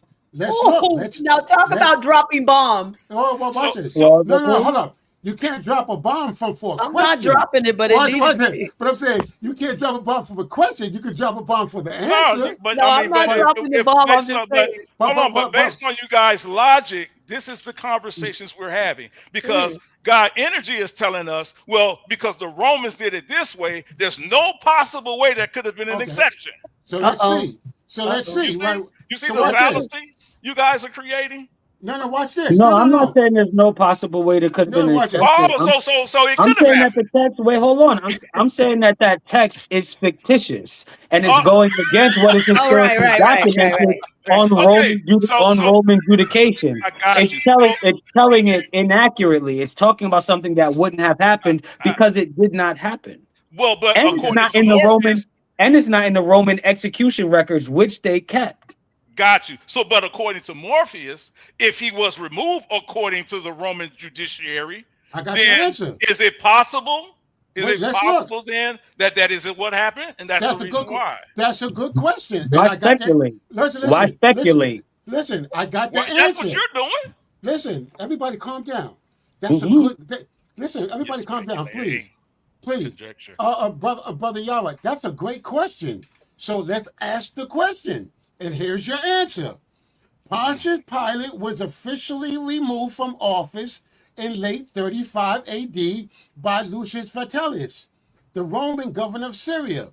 He was fired and ordered back to Rome to stand trial because he used excessive brutal force to massacre a large group of peaceful Samaritans at Mount Gerizim. Nothing at all to do with he went against the Lord. No. This is why he was. Listen to me, bro. Hold on, no. Hold on before you That go any you further. retract a bomb? Hold Is on there a before way to you go. retract? Hold on before you go any further. What was the reason for the uprising of the Samaritans and the Jews? Listen, bro. Hold on. Listen. No, I'm asking. Hold on, no. The Wait. reason for the uprising we know historically, right, was because the Samaritan massacre of the Samaritans and the Jews that he brought about, because he had to show power over what he had just allowed to happen with Christ. Yeah, but you just pivoted. Is that a fact? Yo, hold on, stop. Nothing you're saying has been a fact all night. Watch it, stop. You just pivoted. It's conjecture. Because Conjecture, it's deductive reasoning. Listen. You asked the question. You brought up to when Sister Nepal said drop a bomb because you asked the question about why. Right, so you what you did, you dropped inside the bucket that he was possibly removed because he did let Jesus off the cross. However, now when we look and we read and we see why he was removed, it had nothing at all to do with Jesus coming off the cross. How do you know that? Hold on. How do you know that? We're reading it. We're looking at it in your what face. It says was he was removed because of the violent suppression. There's a reason for the uprising he had to put down. We're not talking about the uprising. Yes, we are. Listen, you can't split hairs. You moved the goalpost. No, I'm not moving the goalpost. You can't split hairs. And you got to admit you just moved it. You got to admit you just moved it. Let me tell you. I think he added some more of the opened up the. Can I share my screen and let me show y'all why? He brought in the perspective. Let me share my screen and show y'all why Morpheus doesn't understand what he's talking about. Y'all got to stop doing this, bro. Watch this. Watch this. Share my screen, and Morpheus gonna be quiet. Share my screen. All right, good. Watch this. Right? You see my screen? Not yet. Show my screen, somebody. Share my screen. We don't see your thing yet. Oh, wait. Here it is. Yes, I see it. Okay. Yeah. Okay, so this is what I'm asking him, right? It says, I'm doing what Morpheus does, right? Pontius Pilate was removed from his rule over Judea in 36 AD by Lucius Vitellius, the Roman governor of Syria. This removal followed Pilate's violent suppression of an armed Samaritan gathering near Mount Gerizim. This is what you just read, right? The cause of removal, right? Samaritan massacre, right? Pilate used armed cavalry and infantry to crush a peaceful or armed assembly of Samaritans led by an unnamed prophet claiming he could show sacred temple vessels on Mount Gerizim. The Samaritan leadership lodged a formal grievance against Pilate's excessive cruelty and slaughter. So there's a reason why these things happen. Now watch this. I said 36 AD. Your source says 35 AD. So now we're only talking about probably a year and a half after Christ is crucified. Right. Why are these things occurring, right? Because there is an upheaval after the Bible tells us that there is this religious uprising that is occurring. We know that Gerizim and the Samaritans, right here, it says right here, recall to Rome, the misgovernance brought by the Samaritans and Jews. What was the Jews' upheaval about? Crucifixion. So this is what I'm talking about. When y'all guys start saying this type of stuff, I don't believe you just did that. No, I believe what you just did. And trying to show this what you guys just. I don't believe you just did that, yo. Morpheus. It is clear that first Reggie brought up that if Pontius Pilate would have let Jesus down without being eaten, it would have been against Roman law. Then you looked it up and said if Pontius Pilate let Jesus down, it would have been against Roman law, right? then Yara said, oh, it would have been against Roman law, and he would have been punished, he would have been removed. And he made sure to specify that Pontius Pilate would have been removed for letting Jesus down. He honed in on removed and didn't let you say executed. He said if Pontius Pilate let Jesus down, he would have been removed and So what? He gave an option. Hold on. Why are you interrupting me? Let's have some decorum. So then he looked up that Pontius Pilate. Then he looked up that Pontius Pilate was removed, relating it back to the punishment for Pontius Pilate letting Jesus down. Then you disproved that, and then the goalpost got moved as to why Pontius Pilate was excessively brutal to Samaritans to be removed then. We clearly heard that, Morpheus. We heard it, Morpheus. Wait. I didn't speak. Wait. Jesus did not like the Samaritans. The Samaritans didn't believe in any of the prophets. Wait. Okay, we'll find out if it's a lie. That's a lie, bro. Wait. Jesus said to his disciples, "Do not go to the Samaritans." The Samaritans did not like any of the prophets of the Hebrews. None. That's not true, bro. That's why that's not true. They all claim Abraham as their father. What are y'all talking about? There's 2 commandments. What are y'all talking about here? There's 2 Ten Commandments. The Sumerian 10 Commandments. I think the 10th commandment made Mount Gershom the holy place. The Hebrews made Mount Moriah, Sinai the holy place. They disagree. Now, then what you say is, well, okay, so the Hebrews did not like Jesus Christ. You brought in some prophet. They are Hebrews. Of the Samaritans. What are you talking about? That prophet could not be Jesus Christ. Samaritans are Hebrews. No, they have 2. Yes, they are. Wait, first of all. Don't make me do it to you, Reggie. Don't make me do it to you, Reggie. Wait, first of all, Hebrews is a Greek word. Oh, right? Here we go. Come on, bro. Hebrews is a Greek word. The Samaritans have their own Torah. They disagree with the ones that came back from Persia. Hey, bro, stop. Just stop right there. So the Samaritans only come about because they are a mixture of those out of the Assyrian, when the Assyrians in 725 BCE came in and removed them and deported them. You had Samaritans. You had the Samaritans that had the Assyrians had children with the Israelites, and this is your stock of the Samaritans. This is how you get these people, right? So Babylonians were imported as well. Babylonians were imported to Samaria. Yeah, that's true. But that's true as well. So that doesn't negate what I just said. But you are correct. But the point of it is that the Samaritans claim that Abraham is their father.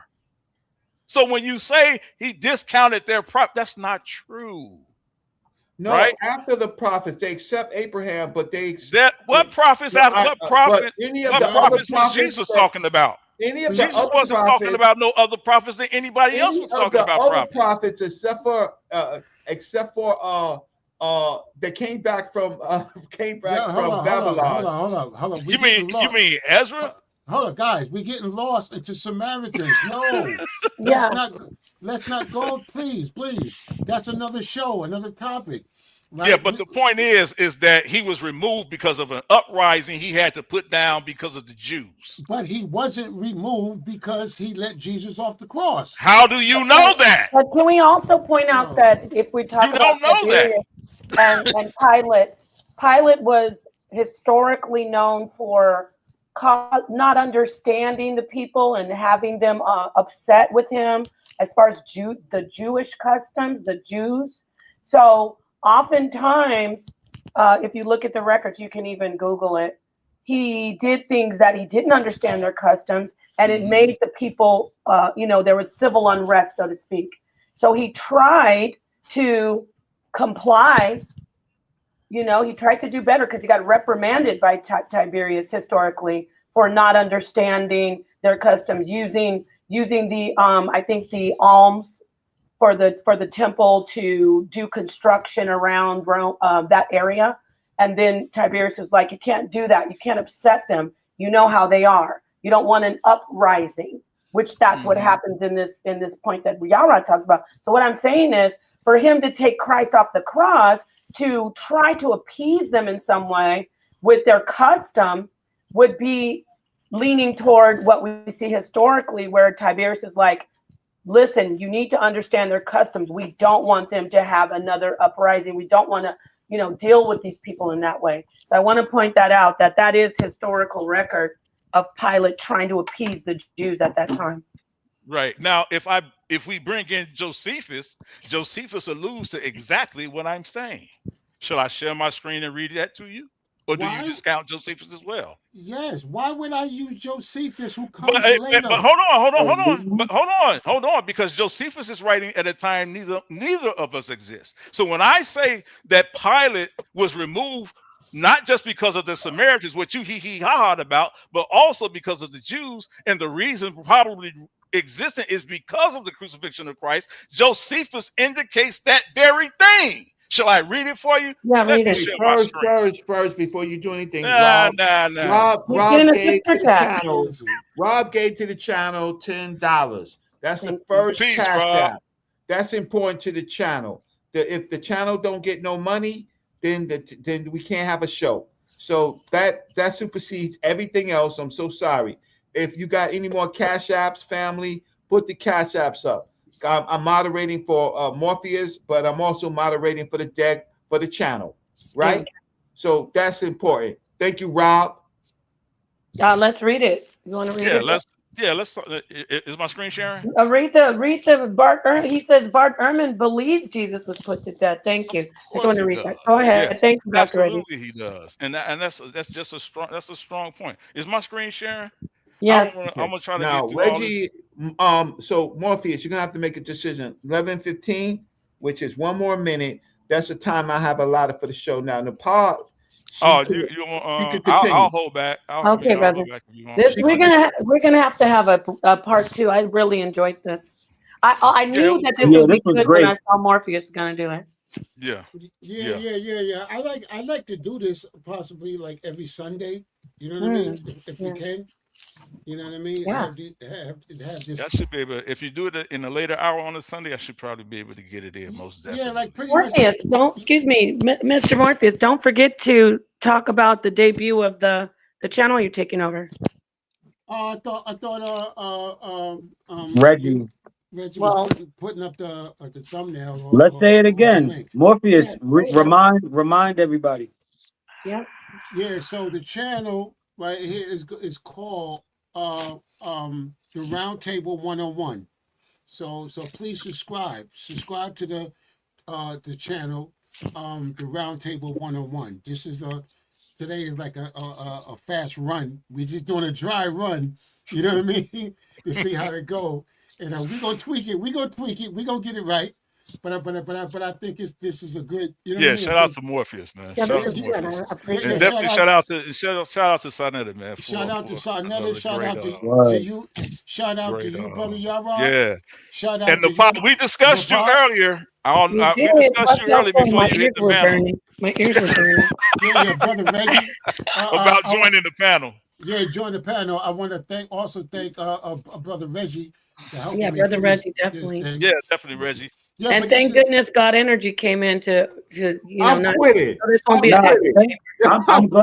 I'm glad y'all riding the pod were here. You know what I mean? So we can get two different sides. I love God. I love God Energy. I love your information you put down, man. It's all love. Trust me. I respect everybody up here. We all talked about.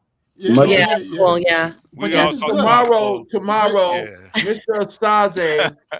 Saze is going to do a show about the debate that we had, Mr. Saze. So you need to watch that. Mr. Saze is going to he's going to put my presentation under the microscope, which he should have did at the debate, but he is going to do that. So watch out for his show. And Mr. Mabry, that's me.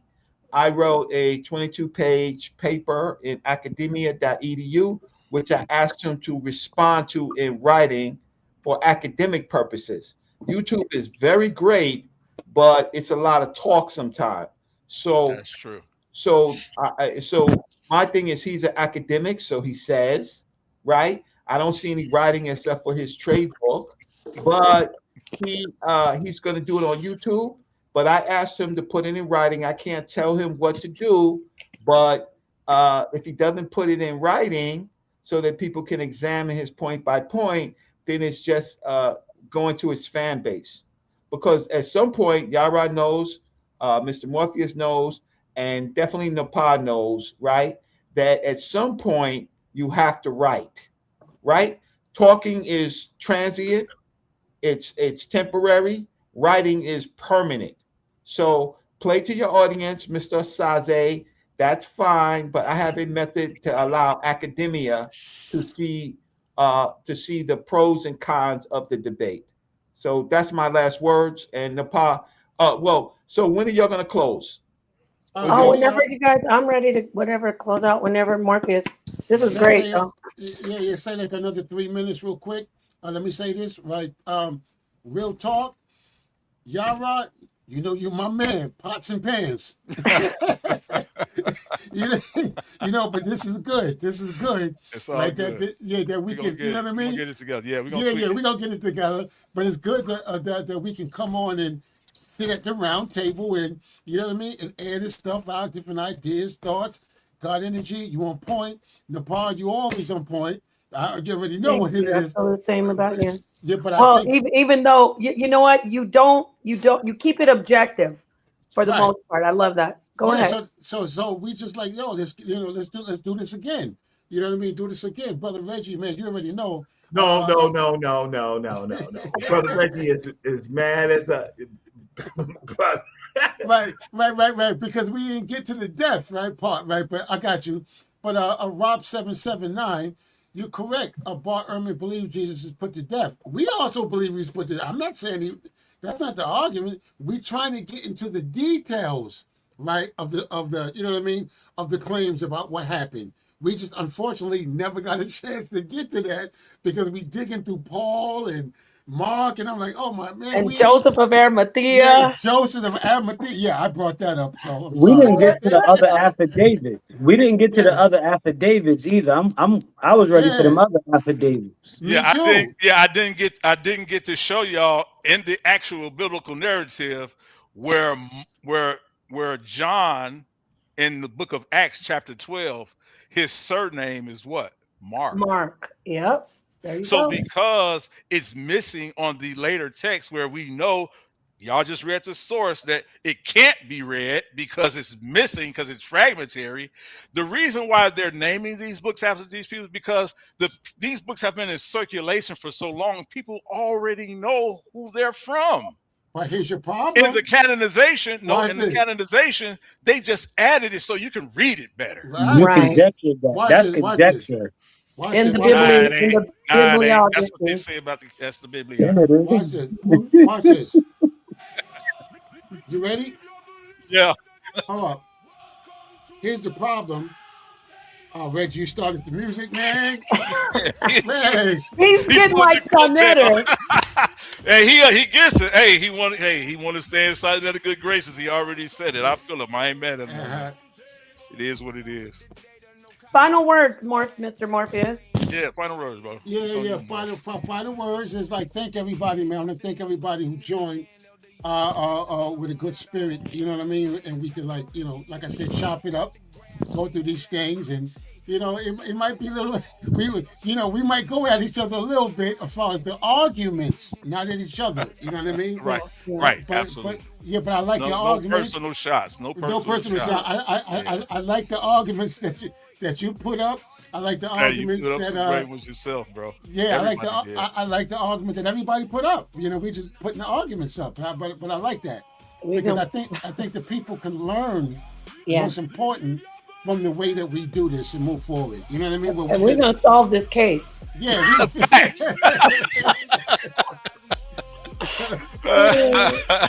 All right, y'all. Peace, family. Peace.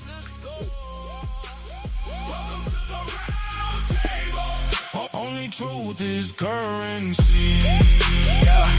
Yeah, charts on the left side, notes on the right.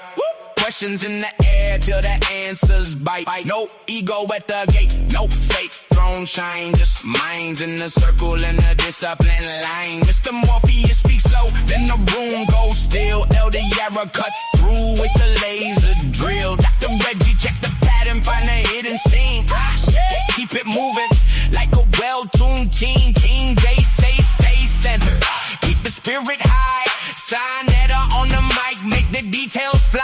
Black news 102, got the archive lit. Welcome to the table, now commit. Take the pride off first, bring the facts in clearer. If the answer ain't solid, it don't live in here. One ring, one circle, one common ground. Knowledge at the center, that's our only trial. The round table. Leave your beliefs at the door. The round table. We came to analyze more. Welcome to the round table, where knowledge pays the score. Welcome to the round table. Only truth is currency.